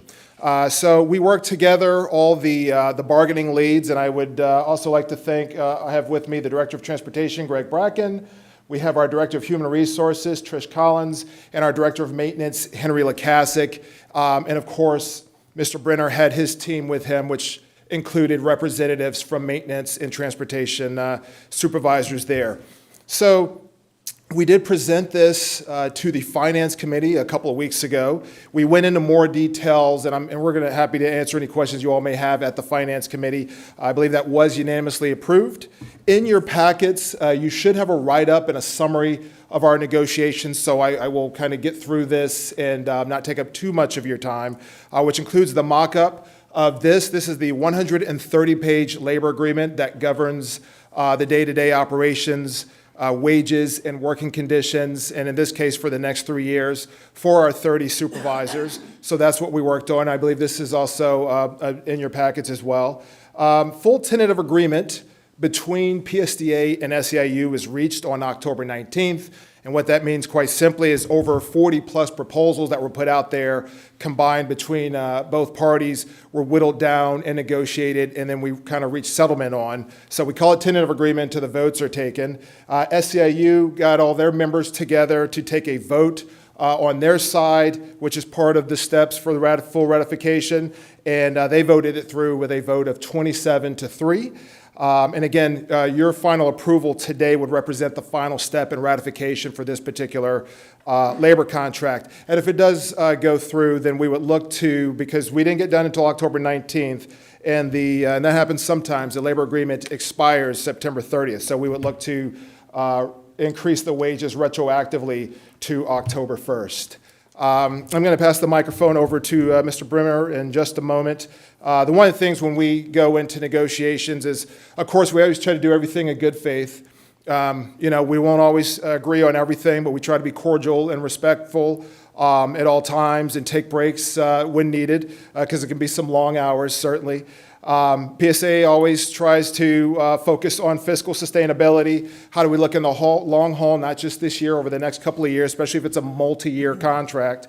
And SAU, of course, wants fair and equitable working conditions, and they want to be also good stewards of the dollars that we spend, but they want to be competitive, they want to be fairly paid, and they want to, when they look at their peers around Florida and other comparable positions, they want to make sure they're right to set out to do. Of course, we're always performance-driven as well, so we look at things to make us better. How do we incentivize skill building and greater communication, which leads to greater work accountability and that type of thing. So I think we did it very well. But I will, let me just go ahead and pass it over to Mr. Brenner as well to say a few words. All right, thanks, James. And thanks, obviously, for the board, Madam Chair, and the rest of the board. It's not every day that I get in front of, the electeds in terms of discussing the ins and outs of the collective bargaining agreements. A lot of that typically takes place when the members vote, and obviously, Mr. Bradford brings it forth to you guys to, ratify. I will say, as James had noted, there are instances in which sometimes bargaining can be contentious, just like with bargaining regarding anything, right? I will say that we've got a good relationship with the members of the administration. There are moments where we do need to take our breaks. We need to kind of cool down and, kind of have cooler heads prevail. But I do recognize that, the effort put together in which, both the employer and the union were able to come together, recognizing that there is not an infinite amount of resources with which always to work with, but working within the budgets that are obviously, put forth and provided by the board here. We do believe we got to, which is the rare win-win in that scenario, and I do want to thank the members of the administration in terms of getting us there. It took us a little while in terms of past the September 30th, October 1 deadline, but I do, want to commend administration towards their effort in this regard. Thank you, Mr. Brenner. So just to wind it down and just give you a little bit of a sneak peek here. So where we ended up with our best and final negotiations extended 12 sessions, nearly 23 weeks, and over 45 proposals were exchanged.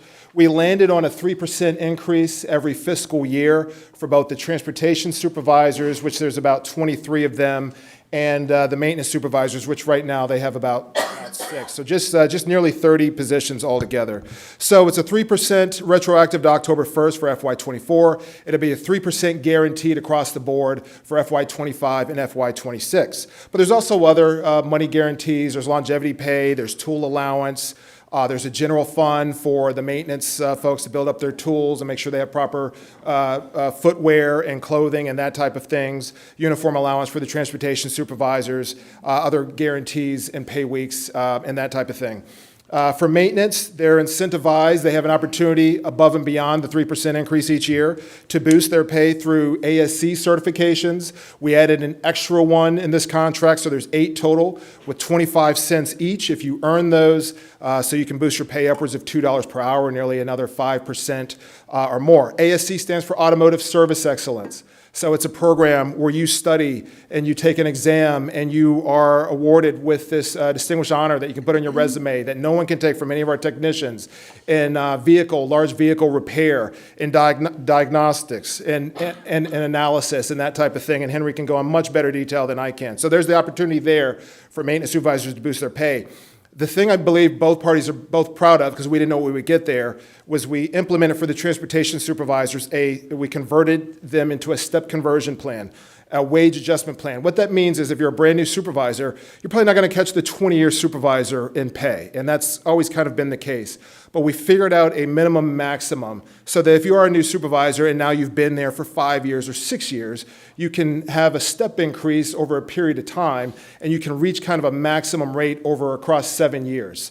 So that's something I think pleases everyone. So in addition to your 3% each year, if it's a year that you go from step 1 to step 2, for example, it may boost your pay an additional 1 to 2%. So you can be upwards of 4 to 5% increase each year, especially for our junior operators. And that's an incentive to kind of not only recruit and retain good talent, but also kind of hopefully keep them in the long haul and keep them incentivized to be in those positions. Because this group does run the day-to-day operation for PSTA.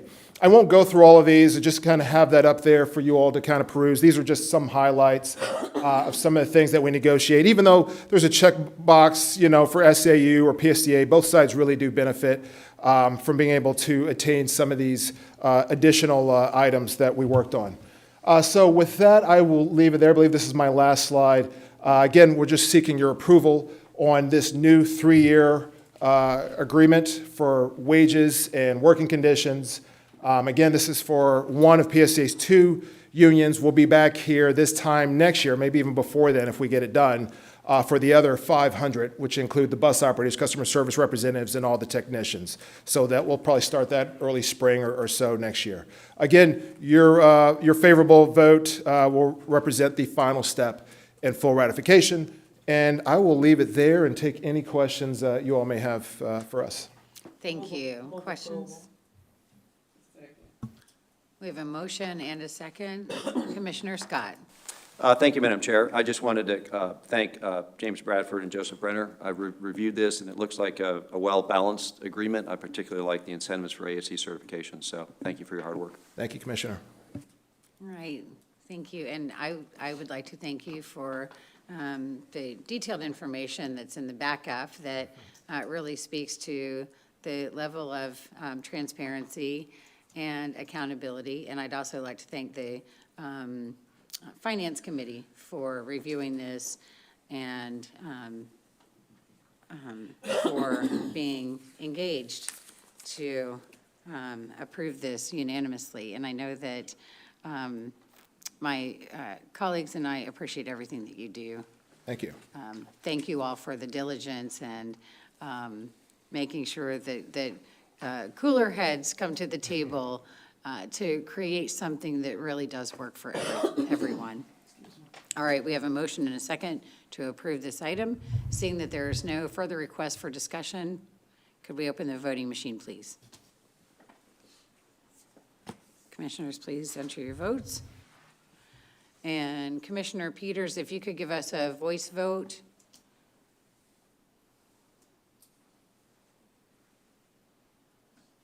Did she leave?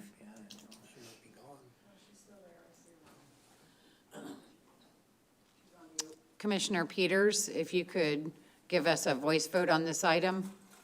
I am a yes. If you can't hear me, I apologize. We do now. Yes, thank you. So Commissioner Peters is yes, so the motion carries. Thank you all very much, and I probably won't see you all again until next year, so happy holidays, safe travels if you're going anywhere, and hopefully you get a little time, a little R&R to enjoy friends and family. You all take care. Thank you so much. Thank you, you too. Thank you. Next, we have item 7B, the 2024 PSTA Board Officers and Committee Appointments. Brad, would you like to walk us through the nominating committee recommendations? Yes, thank you. Oh, sorry, thanks. Thank you, Madam Chair. The nominating committee of PSTA met a week ago and came up with a slate of recommendations, first on the board officers for 2024, and then for the committee assignments. As you know, we adopted some changes to our rules and regulations governing the committees and the structure of alternates, and so the nominating committee was apprised of those changes. And in your packet, Rachel, you want to go to the, that's like, yeah, are the recommendations of the nominating committee. The nominating committee recommended keeping the 3 board officers consistent from 23 to 24 for a second year, which is consistent with PSTA practice for the officers to serve in 2-year states. This is obviously subject to them being reappointed by their appointing municipality. But for Chair Driscoll to serve for a second year, Vice Chair Dan Saraki to serve as Vice Chair for a second year, and then Commissioner Flowers to serve as a second year as Secretary Treasurer. That is, I can just go over all, because there's not many more. Those were the recommendations by the nominating committee, and then the committee appointments is on the next slide. Like we've done in the past, thank you very much for filling out your survey, sending it back to Rachel to express your interest in what committees you want to serve on. The nominating committee took the survey recommendations and tried to accommodate everybody. Everybody expressed interest in staying on the committee, pretty much. We have a vacancy on the planning committee, left by Commissioner Oliver departing, and then we have a vacancy on the nominating committee with Richard Bennett leaving PSTA. The nominating committee recommended filling the vacancy on the planning committee with Mayor Petrola from St. Pete Beach, but subject to me confirming his interest. I did, and he's not interested. So that is still a vacancy. All committees now have one defined alternate. So the nominating committee's recommendation is for Commissioner Latvala to be the alternate for the legislative committee. And then Commissioner Peters has indicated a willingness to serve on the nominating committee. So that was the recommendation by the nominating committee there. That concludes the summary from the nominating committee. Thank you. And just to clarify before I go to questions, it has been tradition that the officers serve 2 consecutive 1-year terms before going on. So Yeah. this would not, so keeping it the same is not, is in keeping with past practice. That's right. Okay, thank you. Commissioner Flowers. Thank you, Madam Chair. I'm going to ask that for item 3B, that I be removed from the nomination for Secretary Treasurer. Unfortunately, the incoming chair, Commissioner Peters, has determined not to reappoint me to PSTA as a county commissioner, which makes me very sad because I attend all of my meetings. I'm extremely involved. I read my materials judiciously. I support when I need to support, and of course, I disagree when I need to disagree. So I really couldn't tell you the reason why for her decision to remove me. PSTA was my first choice when we were asked to submit the committees that we would like to serve on. And I think it's inappropriate to vote for me as Secretary Treasurer to continue when I know that I will not be here. So I am going to ask that for my name to be removed, and I would ask that, and I would like to nominate Commissioner Deborah Fix Sanders to serve as Secretary Treasurer. I did check to make sure that legally it is something that can be done, and that it didn't need to go through like the application process and all of that stuff, and I was told that it could. So I would ask that I receive support for that my name be removed as Secretary Treasurer since I will not be here, and that Deborah Fix Sanders be nominated, and I would like to nominate her for Secretary Treasurer. Thank you. I believe, Ellen, we would need to have that in the form of a motion to approve item 3B with that change. Yes. That's what I just did. I made the motion, I just need a second. Second. Thank you. We have a motion and a second. Let's go on with our discussion, and to Commissioner Cox. Thank you, Madam Chairman. I do have more to say about this unprecedented move by the incoming chair of the county commission to remove a member while serving now, not termed out either, but I think I'll leave that for later. We'll get through this first, and hopefully we'll have some time to discuss this, all right? Thank you. And I truly am saddened too. I mean that. Thank you. Commissioner Fig Sanders. Thank you.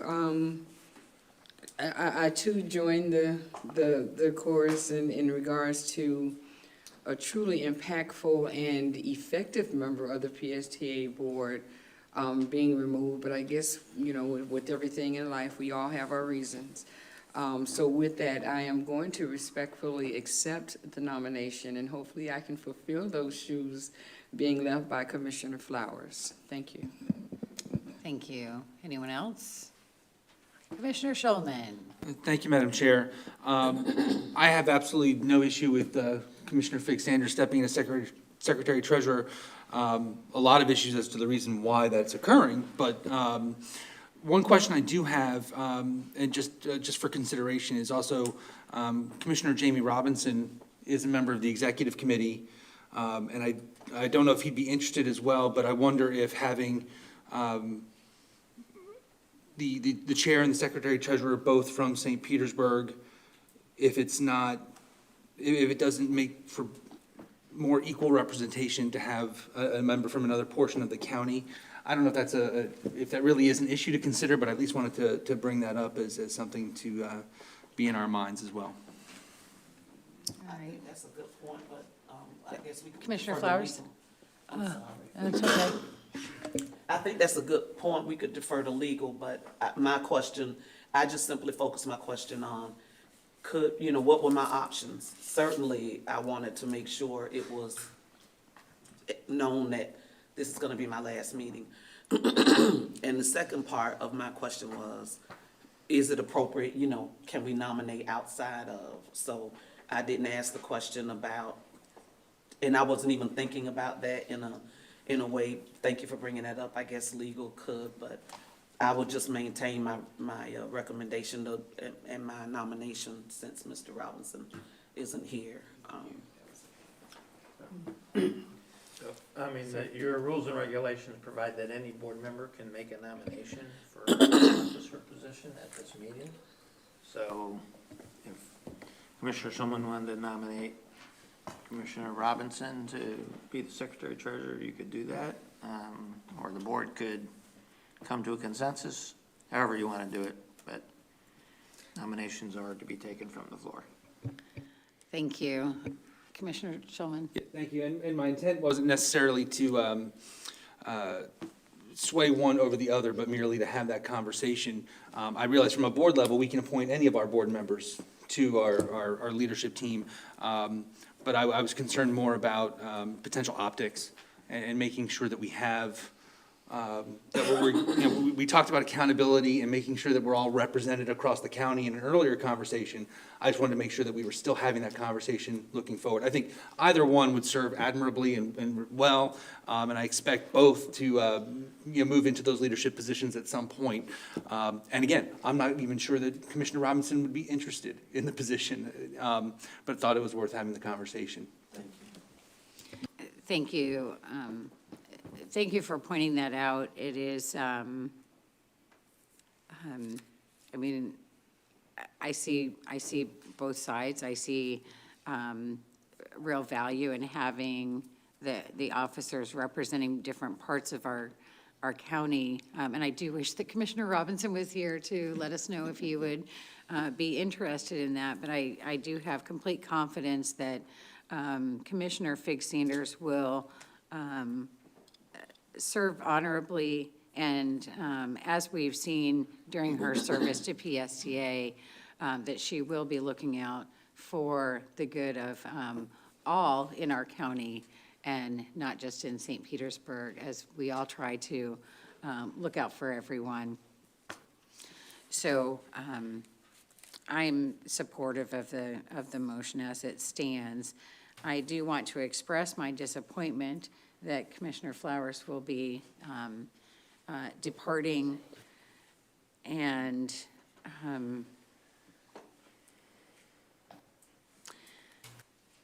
I think what I'll say here in this meeting is that Commissioner Flowers, you have served PSTA so well, it's a perfect fit.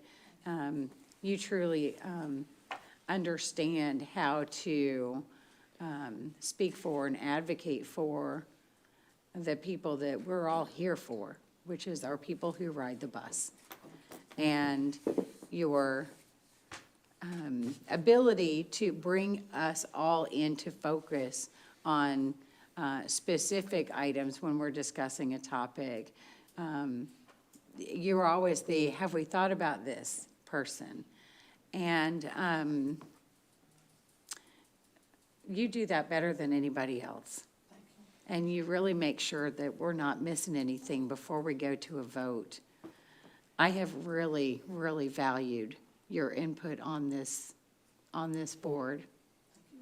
And I will miss you on this very much. But on the flip side of it, I was going to say, on the flip side of it, you're not really going anywhere. And I, for one, will continue to listen for your input and your assistance as we move forward. So thank you for your service. Thank you, Madam Chair.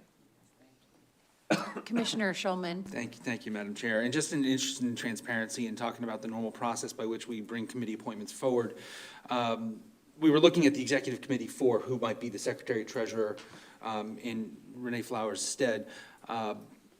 We asked, or PSTA asked for indications of interest prior to nominating committee meetings of who wants to serve in what committees and in what capacity. And I just want to make sure the folks that were interested in serving as our executive team were interested in staying on. Our tradition is to keep people in positions for 2 years. So there may have been folks on this board that did not submit their name forward because they knew the tradition was to keep the current folks in their seat for 2 years. So I just wanted to make sure that if there were any other board members that were interested in serving those positions as secretary treasurer, or also we now have a vacancy on the executive committee because of Renee Flowers' departure, now's your chance to put your name forward and make sure that we're considering all at this time. All right, thank you. We'll go to Commissioner Peters. I was just made aware that you'd requested to speak, so we'll go to you next. Thanks. I'm not going to support this. You all know I've had issues with the committee structure to begin with, but I'm just curious why, again, we have members that aren't on committees, which I'm surprised about. But you've got, no offense, maybe maybe Commissioner Latvala didn't want to serve on a regular committee full time, but you've got 2 commissioners that are alternates again. Last year you had 3 commissioners that were alternates again.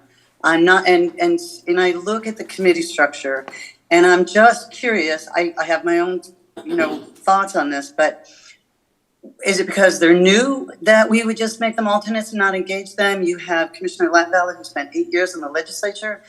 I was an alternate on the legislative committee. I spent 6 years in the legislature. You would think that those would be the people you definitely want serving on that because they have relationships up there, not only with electeds, but with staff. So we've got relationships with staff in the governor's office and the House of Representatives and the Senate. And so I just am curious, again, how that happened. You've got Commissioner Scott, who's got extensive knowledge in transportation, and you list them as alternates.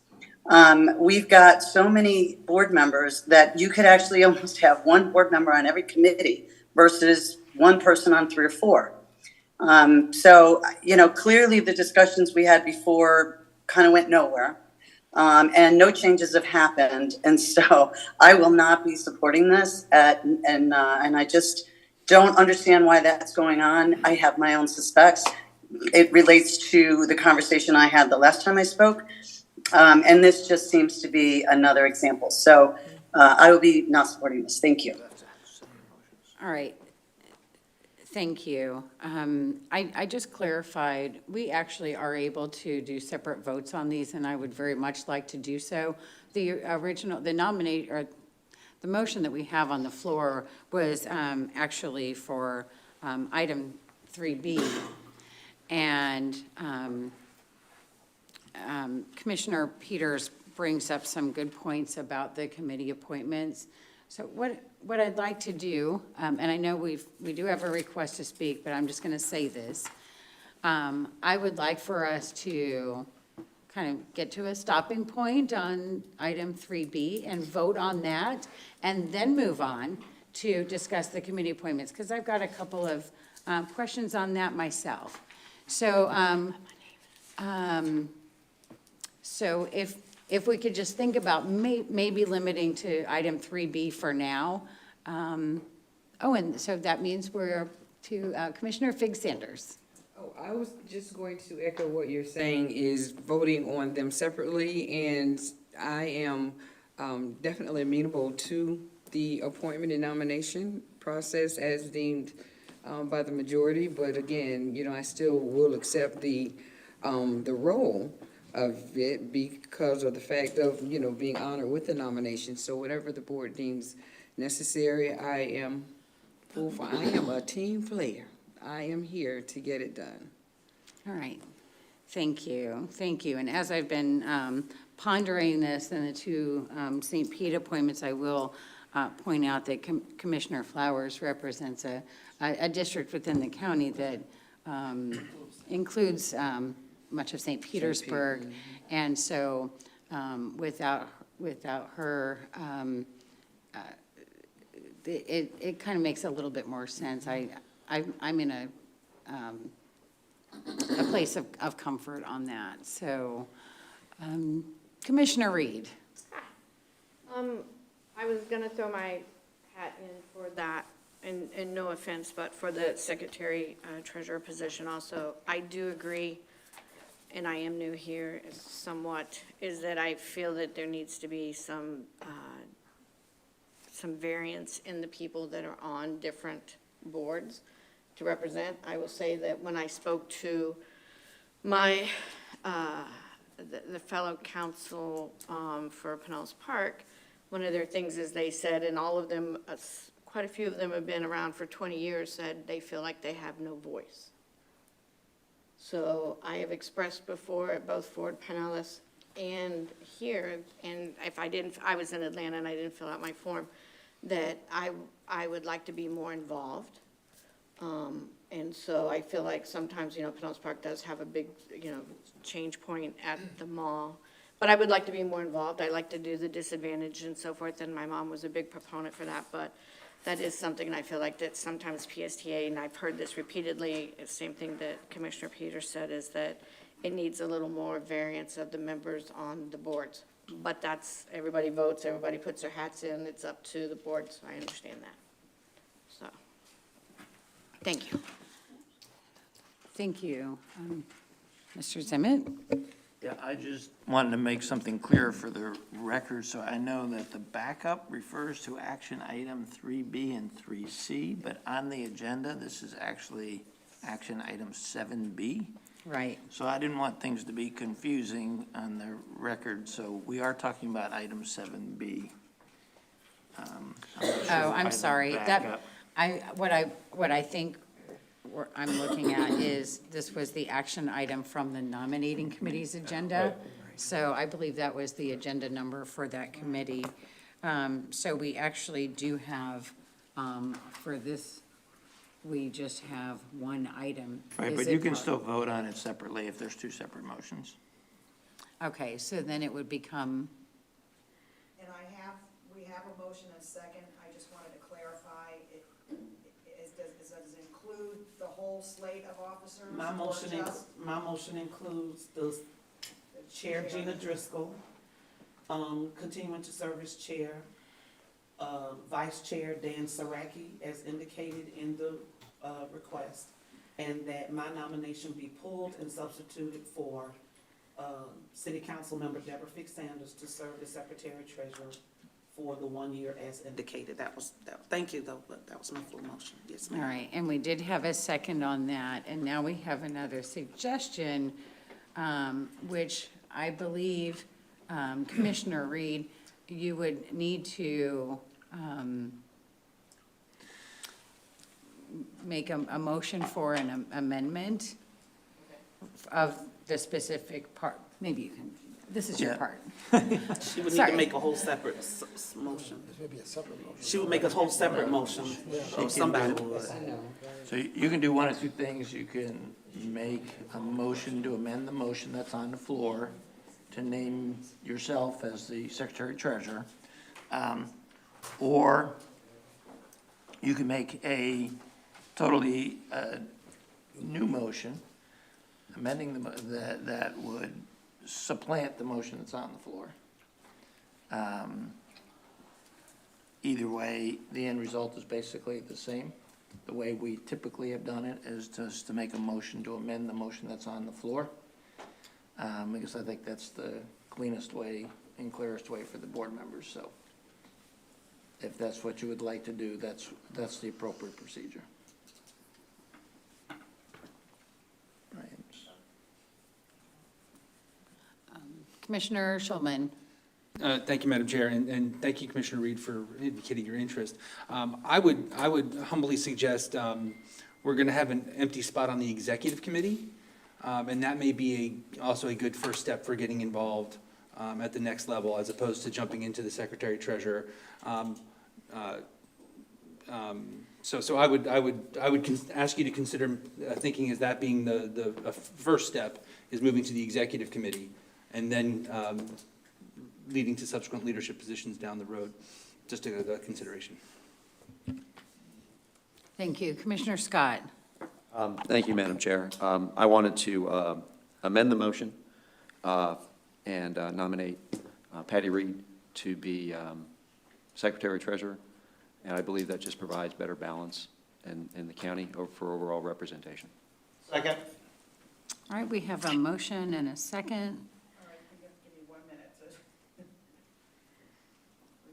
Okay. It's like we all get to be on the nominating committee all of a sudden, so, but that's what this is for, and I do appreciate the recommendations that have been made by the nominating committee. I think if we're blowing this wide open like this, I would like to know which PSTA board members, when they completed and submitted their requests for officer and committee assignments for 2024, who requested to be Secretary Treasurer and who requested to be on the executive committee. Rachel, do you know that? Oh, I'm sorry. Because again, we have, I mean, Commissioner Robinson is not here, but he has been on this executive committee. That's usually step one towards going on into an officer position. And I feel really uncomfortable with not knowing what he wanted to do. Was there anyone else who had requested? Are you able to give us the names of the people, of the board members who requested to be Secretary Treasurer for 2024? I only received from the current 3. So no other board member requested the appointment? Probably because it's usually the second year. Man, y'all don't make it easy for me.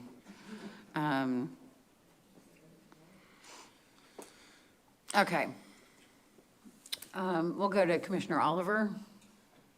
Yes, thank you. I'm going to vote against Commissioner Scott's motion, because I think this is another example of where we've been thrown a curve at the last minute, and this board has to make a decision before it's time.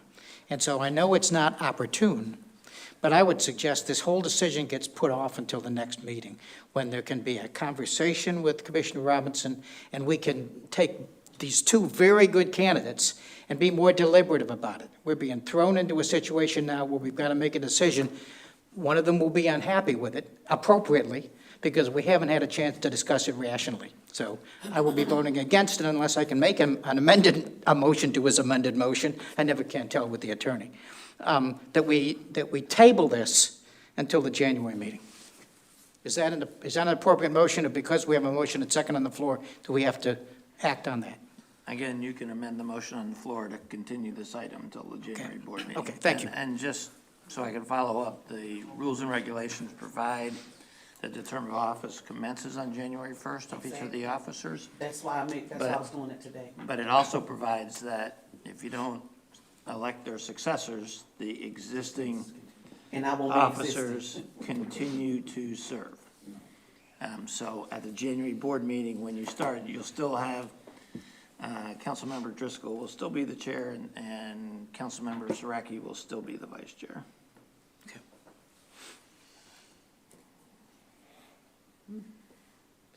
Thank you. All right. Commissioner Fig Sanders. Thank you, Chair. And again, I have to agree with Commissioner Oliver on this. This is one of those strategic game plays. You know, I'm just here to work.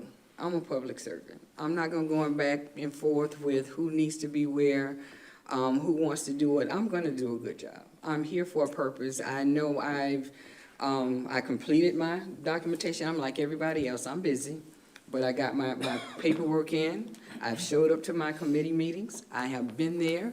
I don't know how many board meetings I have missed, but I am present today. And I would appreciate the professionalism of what is sitting before us to not make everything such a conflict.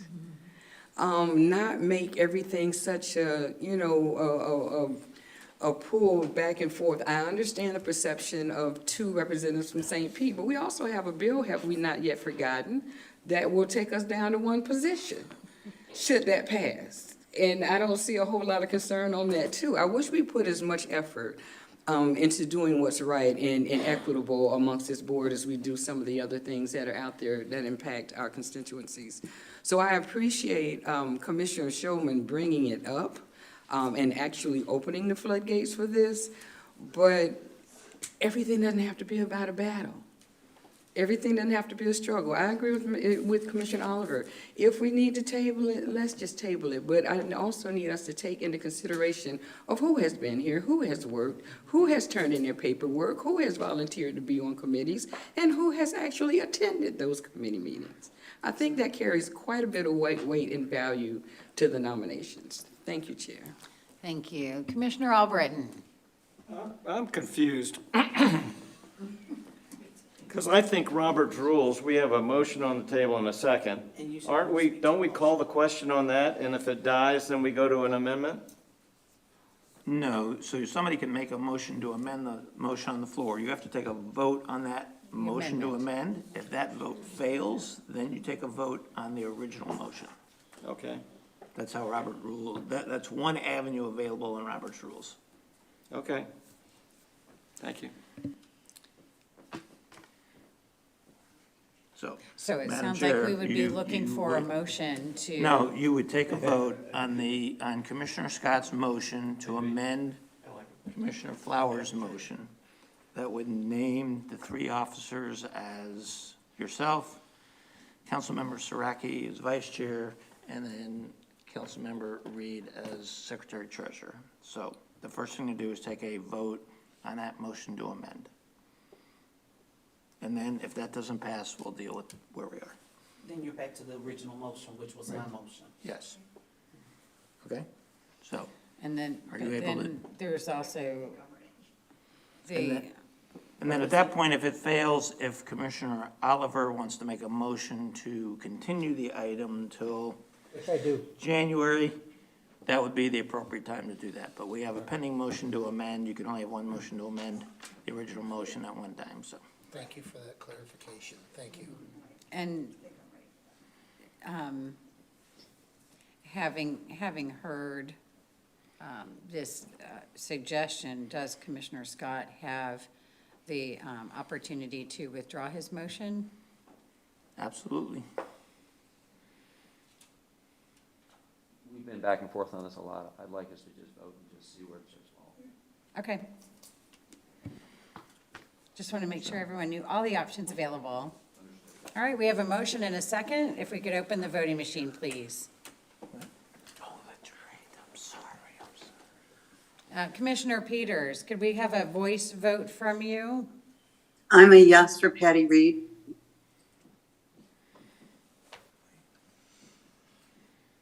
All right. So the motion The motion does not pass. fails 9-4. 4-9. So Commissioner Oliver, if you want to make a new motion to amend to continue Yes, the I'd like to item. make an amended motion that we table this motion, remand it to the nominating committee for further consideration and bring back to this full board in January. Just so we're clear, Actually- the correct terminology is continue the item. If we table it, then we've got to go through a whole another tabled. process through Robert's rules, so. I'm sorry, I'm not understanding. We have to use the word continue, not table. Okay, continue. It's just the process for taking something off the table is just That's more fine. difficult. Continue and remand. Second. Thank you. All right, we have a motion and a second.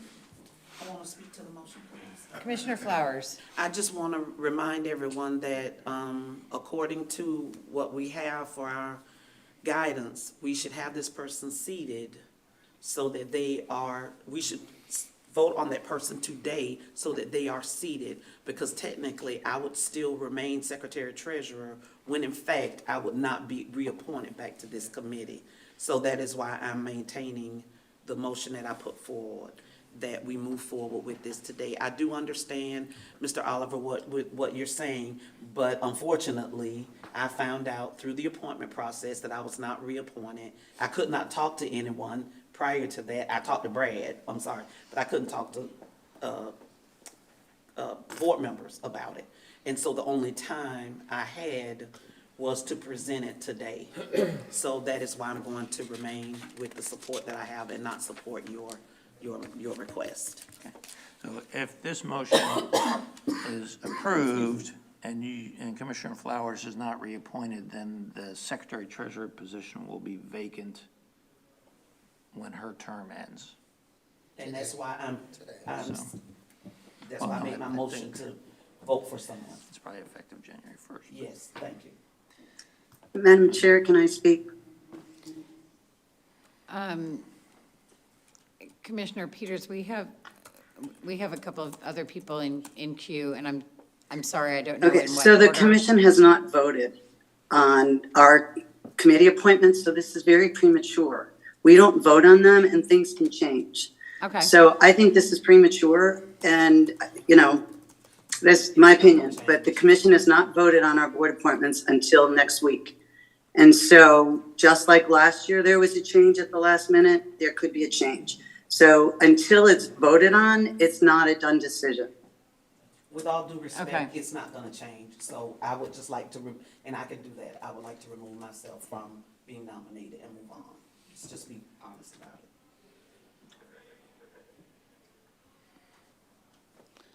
Okay. Commissioner Fixie, or Commissioner Oliver. If Commissioner Flowers removes herself, then the motion to continue and remand to the nominating committee is appropriate, is it not? And we can vote on that motion? Yes. Then I move the question.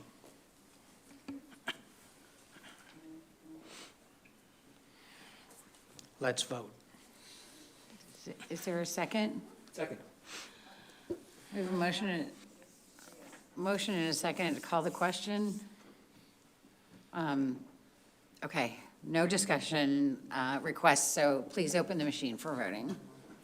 Oh, wait, Commissioner Peters, you still have your little hand up. Did you want to say something about calling the question?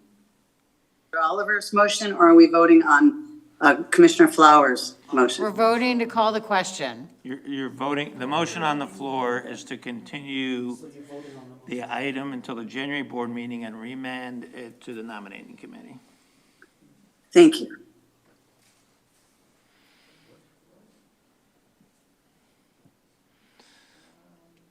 And Commissioner Peters, what is your vote? You're muted. I agree to moving it to the next month. Thank you. So that'd be,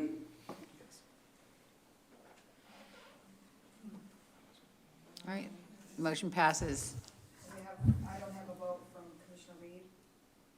Oh, no. Okay. So now it passes. Motion passes. Okay. No, you still have to go to the committee appointment. Yes, we do, but before we move on, I just want to throw something out there for us to consider. Probably most board members, when they filled out their request for next year, were not considering the possibility of there being a vacancy coming up as the secretary treasurer. And so, I don't know what this would look like, but I think that anyone who, seeing that there is that vacancy, is interested in serving on that, should submit an email to Brad.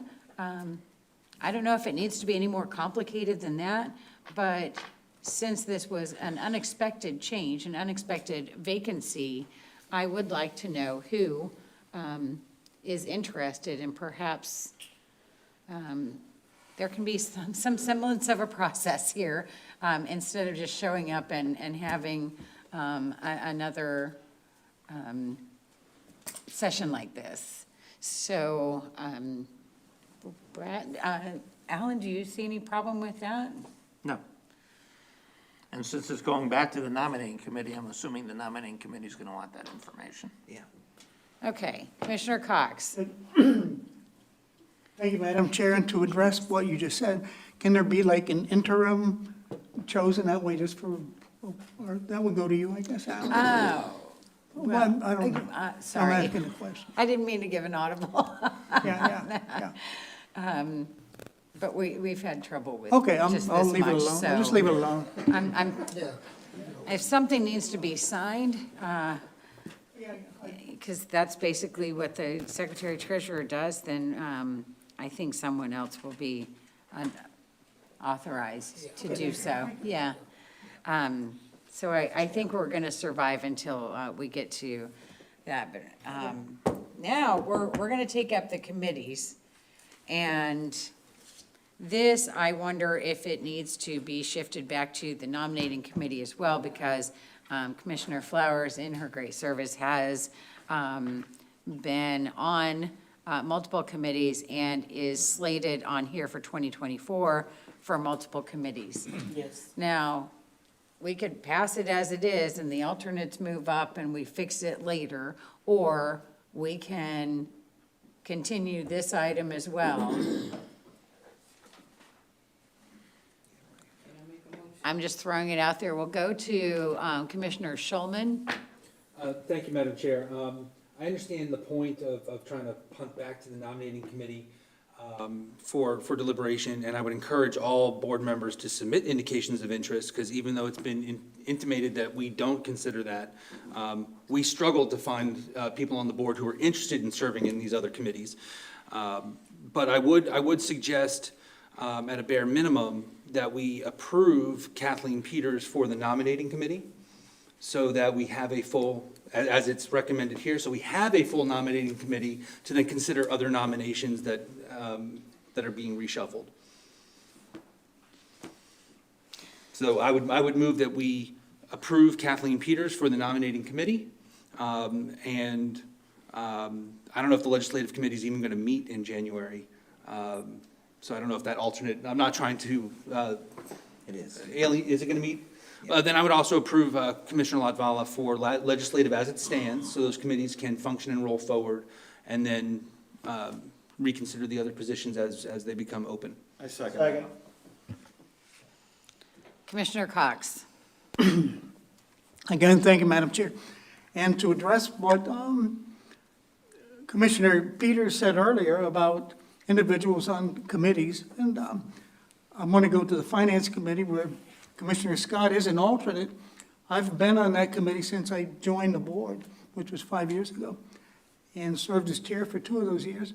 I would like to submit that I'm willing to step down as alternate, give Commissioner Scott the opportunity to serve, who does have extensive knowledge of private bus service, diesel bus service, and I think he would be a good addition there. I'll serve as alternate. I'll still attend the meetings, and which I can still vote in those meetings too, as I understand it. Is that correct? If there's a vacancy. Is that correct? If there is someone that's not there. But I can still attend the meeting? Yeah. Okay, okay, and then if the needs a vote, I could vote too? Yeah. Okay, so I'm willing to submit that. Also, I've been on the planning committee the same way since the inception I came on this board. And I'm willing to go as an alternate on that to give another opportunity. If not, I'd just like to sit on that committee still. Okay, thank you. That's all I have to offer. Thank you. Commissioner Fig Sanders. Okay, so this is past comical. I will say, based on what Chair Driscoll asked, based on the comment from Commissioner Shulman, we're doing a whole lot of shuffling here on the dais. And although I did not vote with Commissioner Oliver on taking it back, I think if we're going to allow others to now want to join, because now we're seeing some vested interests, I think we need to allow other people to want to be able to join. So we may not have a vacancy in nominating, and I was on the nominating committee, and I heard the conversation, and for those that didn't, watch the tape. It was like pulling teeth to get people, and now all of a sudden, we have a whole lot of hands willing to come to the table. So I think it all needs to go back to the nominating committee to give those the opportunity to join. You know, you may get more of an interest now for those to fill those occupancies. So I am respectfully asking Commissioner Shulman that we allow others to provide the information that Chair Driscoll has asked for, because we may be surprised of those that would like to participate and take in consideration Chair Cox's resignation, well, I don't know the term to use, to see who can actually fairly fill those. Instead of making appointments here today, I think, you know, we started something, let's finish it. Thank you. Thank you. Commissioner Shulman. Thank you, Madam Chair, and thank you, Commissioner Fig Sanders.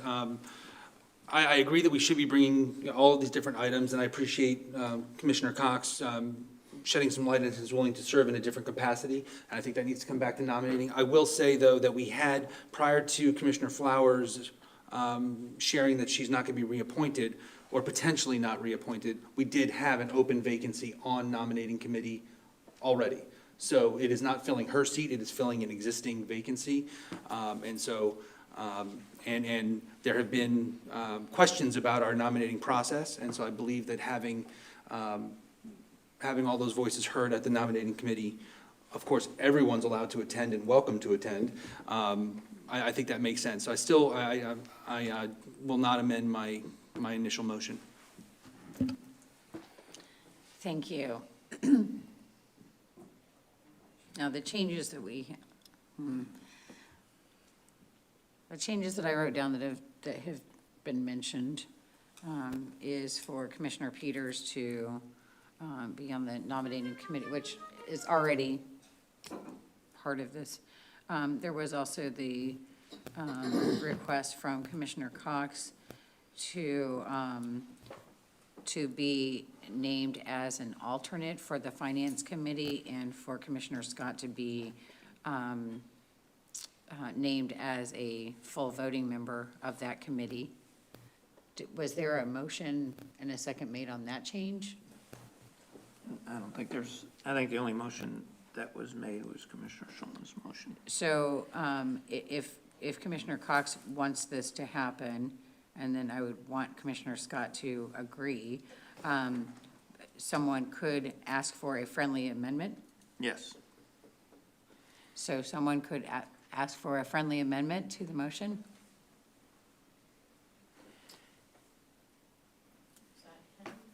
Anyone could. Oh.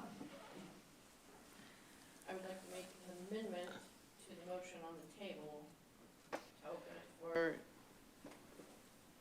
for him to accept and for him to go to alternate that's on the table. Does that sound good? Was that it? Is that for the Finance Committee? Finance, yes. Finance, he said, yes.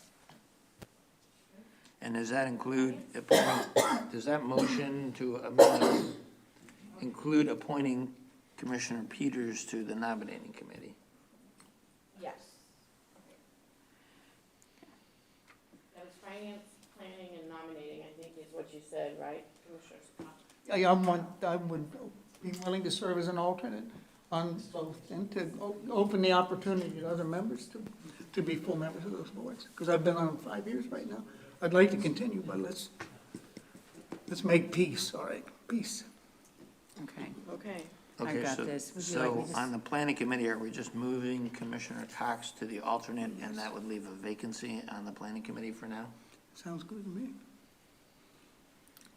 So they'll be there. Well, actually, you'll have a vacancy because Commissioner Flowers will be not on there. That would open a vacancy. Right, so before we get into much more complication, I'll stay on planning. Point of order, point of order. Commissioner Flowers. What we are doing right now is what you all just voted against prior to when I made the nomination for Councilmember Deborah Fix Sanders to be Secretary Treasurer. So we need to stop playing these games. If you are not going to vote to have someone in a position according to our bylaws, so that they will be in position by January 1 for the next meeting, and you want to move that to the next meeting, you need to do the same for this. Rather than sitting here and going here and there. Let individuals between that time, whether you meet in the month of January, arrange a meeting. You can do that, whether you have to do it through Zoom or whatever. But allow individuals to submit whatever committees that they would like to be on that they are currently not on. Allow individuals to fill in the spaces where I am right now, where I will no longer be, and then just take care of it cleanly. If you're not going to do that, if you're going to vote on this today, then I want you to put back on the table my nomination for Councilmember Deborah Fix Sanders to be Secretary Treasurer today. So if you're going to put something in place, put it in place and follow it. Not make it fit your situation. I'm sorry. Thank you, Madam Chair. Thank you. Commissioner Gao. Thank you, Madam Chair. As Chair of the Nominating Committee, I'd like to propose that we go, well, I will not be supporting the motion that's on the table currently, the amendment to it. I think the appropriate move is to add Commissioner Peters to the nominating committee and then just start over. If we're already meeting next month, let every member of this board resubmit what committees that they want to be a part of. And if you don't want to be a part of a committee, respond accordingly that way. So we know the vacancies, we know who's interested, and we don't have to do this, because this is absurd. And this is embarrassing. This is insane. From the city of Dunedin. Thank you, Chair. Thank you. Commissioner Oliver. I guess my patience level is dropping.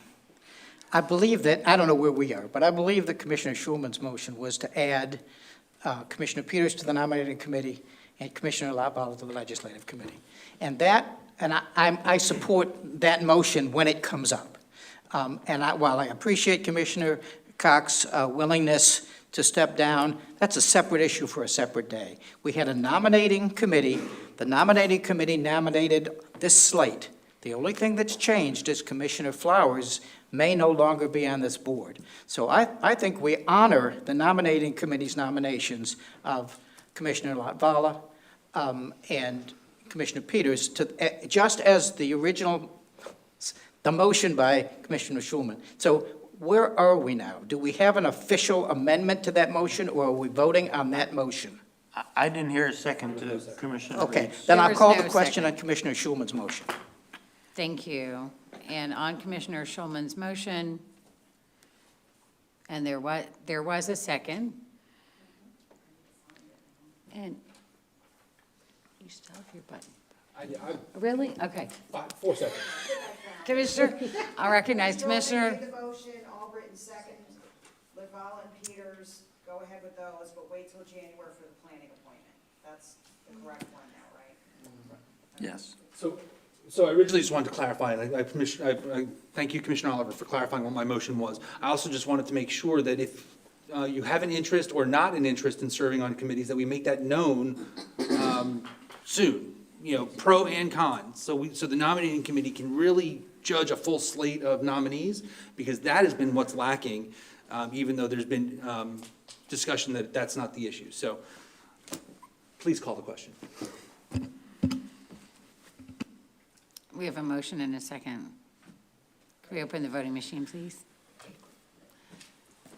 Commissioners, please enter your votes. Commissioner Peters, could we get a voice vote from you? Just for clarification, this is going back to the nominating committee, correct? Yes. This is approving the appointments of yourself to the nominating committee and approving the appointment of Commissioner Latvala as an alternate to the legislative committee. Okay, and then this goes back to the nominating committee to relook at it, correct? To address the other vacancies on the committees. Okay, so I need clarification just on the vacancies? Just on the vacancies, right? Correct? Because I think we ought to take it back for a clean slate and do the whole thing, just like we did on the other. Then please vote accordingly. Absolutely. So I'm We've still finished looking- our discussion on this item. We're voting now.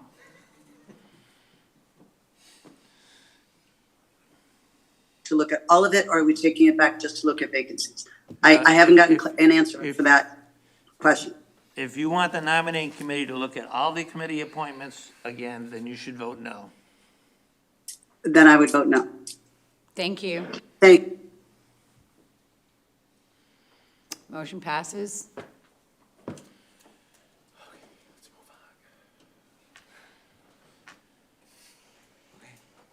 Okay. I wanted to give everyone a moment for a nice deep cleansing breath. Thank you all for the discussion. Commissioner Gao? I'm sorry, just as, again, the chair of the nominating committee, from what it looks like we'll be voting on, coming back to us, is the executive committee and potentially the finance, any position where Vince Cox currently sits. And so I would, again, ask any member of this board that has any interest to not only do you have interest, but you've got the time commitment for these committees. Don't ask to be assigned to a committee and then have other commitments that relinquish your ability to be an active participant on the committees. Don't show up. Thank you. Thank you. And so, Brad, could you suggest a next step? I want to, this has gotten a little bit confusing, and some people might not know what they might be available, or what might be available for them to put their hat in the ring for. And so is there a condensed version of the committee request form that only lists what is open? Yes. So the next step, I mean, what I would something. suggest is that hopefully this week I'll send out to all of you the openings, the current openings that still remain, vacancies, plus the potential vacancies that we won't know for certain until next week when the county commission votes whether Commissioner Peters is going to stay on PSA or not. It's not Commissioner Peters, it's Renee Flowers. Or, I'm sorry, Flowers. But it won't be. I'll send all those to everybody. Please, as Commissioner Chair Gao of the nominating committee suggested, we'll put the dates and times that those committees usually meet to make sure you can attend. And then we'll get a nominating committee meeting scheduled, including Commissioner Peters now, in early January, before the January PSTA board meeting sometime. Yeah.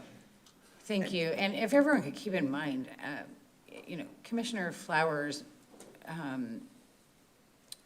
may have been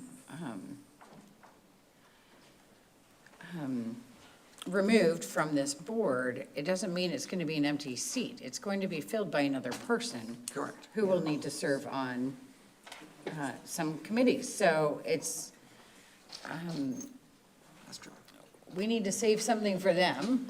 And also, so whoever that person will be, and is there any other current board member who is not currently nominated to be on any committee at all? Is anyone at zero right now? Yes. Brad, could we say, I'm not trying to call anyone out, I'm just saying, it's a reminder. I think it's just Commissioner Petrilla, who just joined. Okay. He's still at zero. He's on any committee. Right, and not here today. So hopefully we'll have 100% participation from those who have chosen to take the appointment to this board.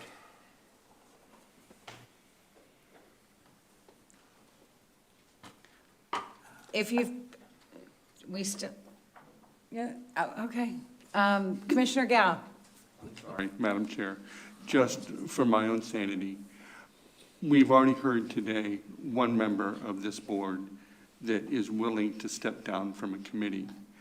My question is, because I really do not want to do this again. Between now and when the nominating committee meets, what is the process if somebody on this board, other than Mr. Cox, decides to step down? How will the rest of this committee know that there is now a vacancy on that board?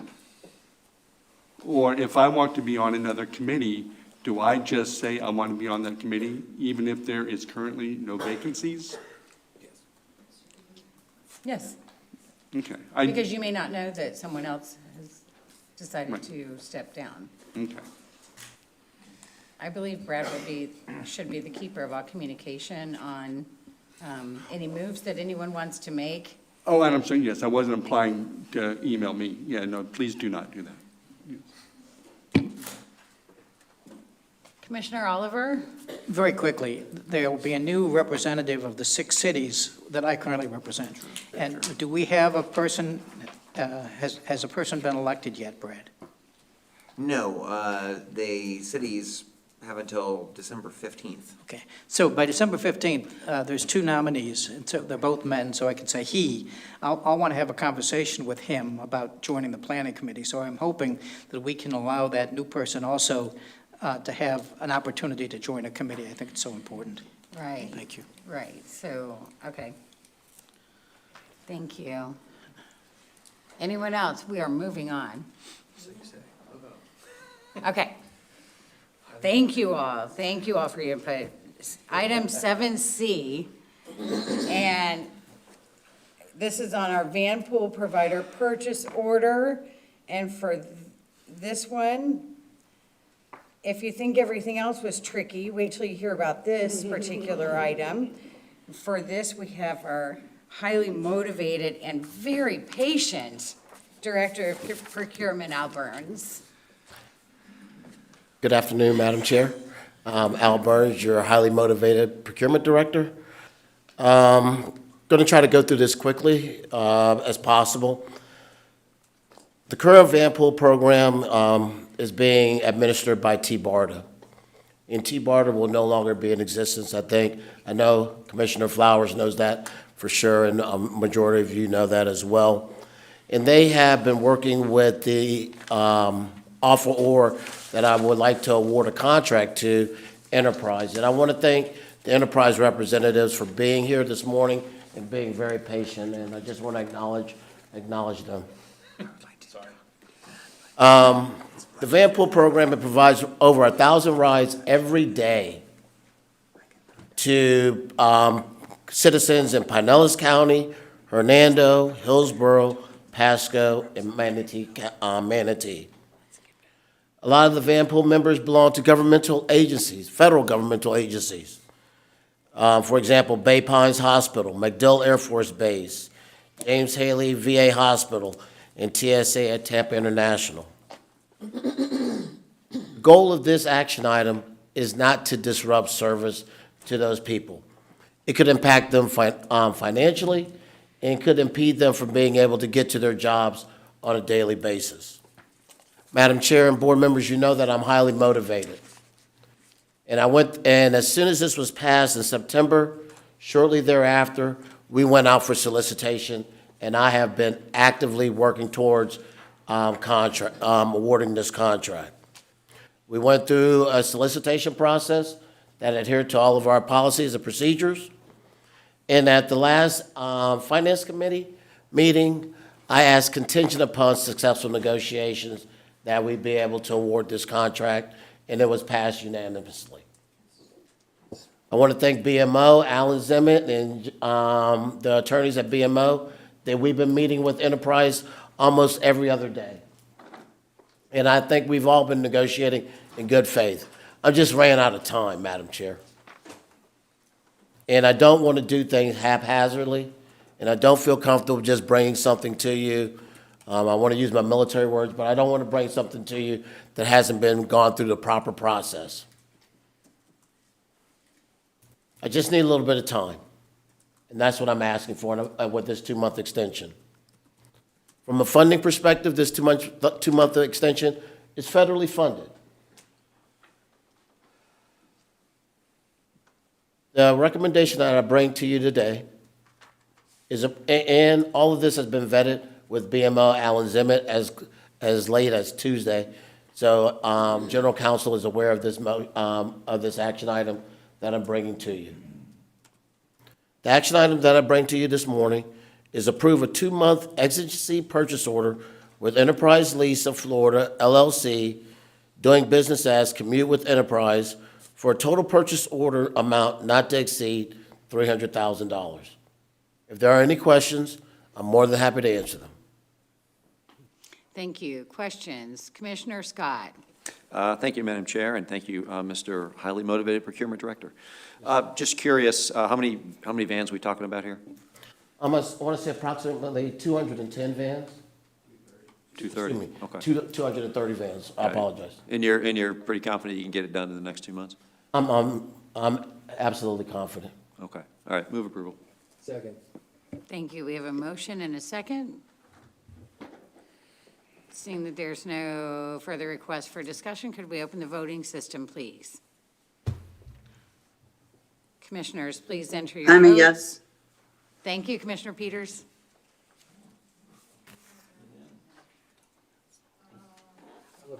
Motion Motion passes. Thank you, Madam Chair. Board members, happy holidays. Thank you.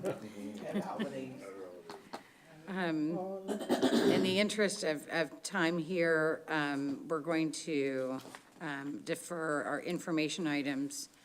Since it's not an action item, we'll defer that to January, and we'll just do quickly our reports.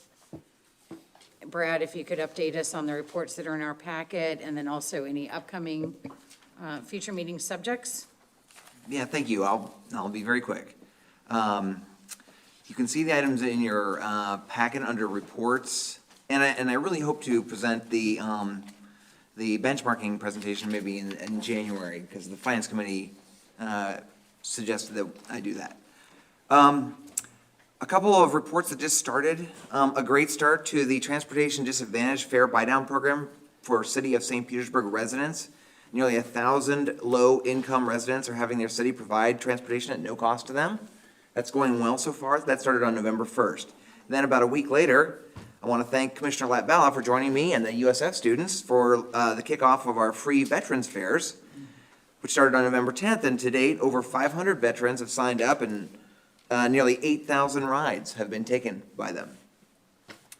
And finally, just on Monday, just 2 days ago, our first on-demand route, an innovative concept suggested by Commissioner Scott, launched in Safety Harbor, the 814, is now a reservation-only service. I don't really have much data on it yet, but we'll have some data. Thank you to the PSA outreach team, which spoke to nearly every regular customer of that service, so they were aware of how this new concept would work. In your packet are 2 independent reports recently completed on the Sunrunner corridor. One showed that automobile crashes are significantly down. That one was completed by Ford Pinellas. The other one was completed by FDOT on the South Pasadena Avenue portion of the corridor that showed that since the bus and turn lanes have been in place, traffic speeds have not gone down, but even at certain times of the day, they've gone up. And I know that FDOT independently discussed this study, their study, with Representative Cheney. Finally, in other business, I want to highlight PSA's new and improved Direct Connect First Mile, Last Mile program, which is now fully integrated with the Transit app. Now you can fully plan your transit and Uber Lyft trip that might include a Uber ride to go a bit further than the bus will take you, with an automatic $5 discount voucher automatically applied to your ride. It's pretty cool.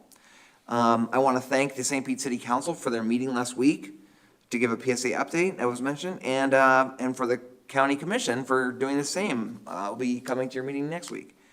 I'm also looking forward to the PSTA annual holiday breakfast for our employees next Thursday at the bright eye time of 4 a.m., where we wish the most important members of the PSTA team, our drivers and maintenance technicians, a happy holiday.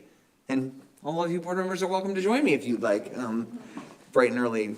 But that concludes my report. Happy holidays. Thank you, Brad, and gee, if only it wasn't on a Thursday when I have city council, I'd certainly be there. Do we have any other business to discuss? Anyone? Oh, of course. Commissioner Latvala. Yes, ma'am. I just wanted to thank Brad for the event, Veterans Day event that he and his staff put together for the new fairs that they are doing in honor of our heroes, and glad to hear that it's going successful. In the Festivus portion, though, of my briefing, I wanted to bring up that on November 7th, there was a fare-free day for PSTA for the municipal election. One municipality voted that day, and that was Tarpon Springs. And there was one referendum item on the ballot. And 3,339 people voted. But on that day, there were free rides because of that. And so next year, I will be bringing up the fare-free rides, which include on all election days, because I think that that is something that we should not be paying for, especially on something where only one city is voting. So thank you very much and happy holidays. Thank you. Commissioner Cox. Thank you, Madam Chair. I simply want to make a comment here, okay? And this is on the possible removal of our colleague, Commissioner Flowers. I want to just state a few things that I know Renee, and I want to state a few things about her and her history. Renee's the youngest of 12 children. She grew up in public housing, Jordan Park. Her means to the world was public transportation. They were routes 7 and 8 back then, and that's before PSTA was formed. But it gave her access to achieve her goals. Renee went on, she earned a master's degree in public administration. She served as an elected official, St. Petersburg City Council, Pinellas County School Board, and now the Pinellas County Board of County Commissioners. Commissioner Flowers has been a fearless, and I'm telling you, fearless champion for the most vulnerable her entire life. I'm not only bewildered, I'm disappointed, yet I'm not surprised. that the incoming chair of the commission would seek to remove Commissioner Flowers at this time. With due respect, I ask, please withdraw this not wise decision.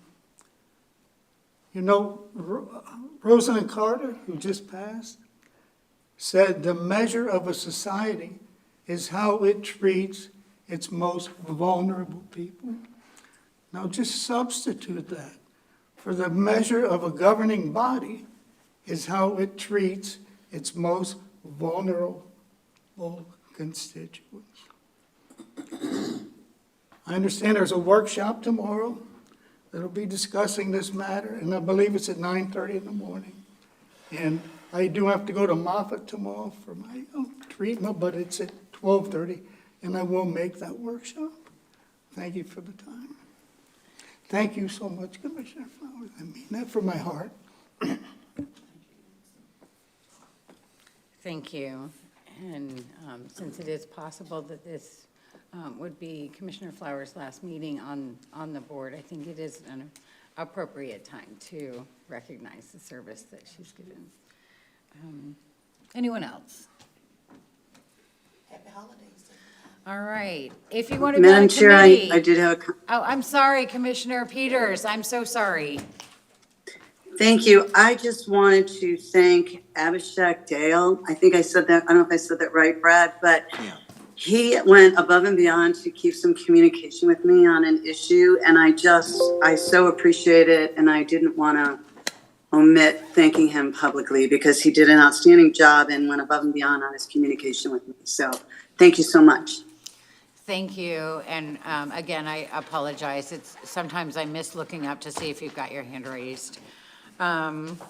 Board members, if you want a change of your status on a committee, whether it's to join, to be an alternate, to not be an alternate, whatever, get that information to Brad so that we can all make informed decisions for the good of the body. Our next meeting for the PSTA board is January 24th, 2024 at 9 a.m. I hope everyone has a wonderful holiday season. This meeting is adjourned. Thank you, Madam Chair. Merry Christmas, everyone. Are there mimosas back there or something? Seriously. No, they switched the hard stuff. Oh, I will have lunch. Yeah, I'd I'll love come it. over Yeah. Rosemary. Yeah, let's do it. And then, yeah.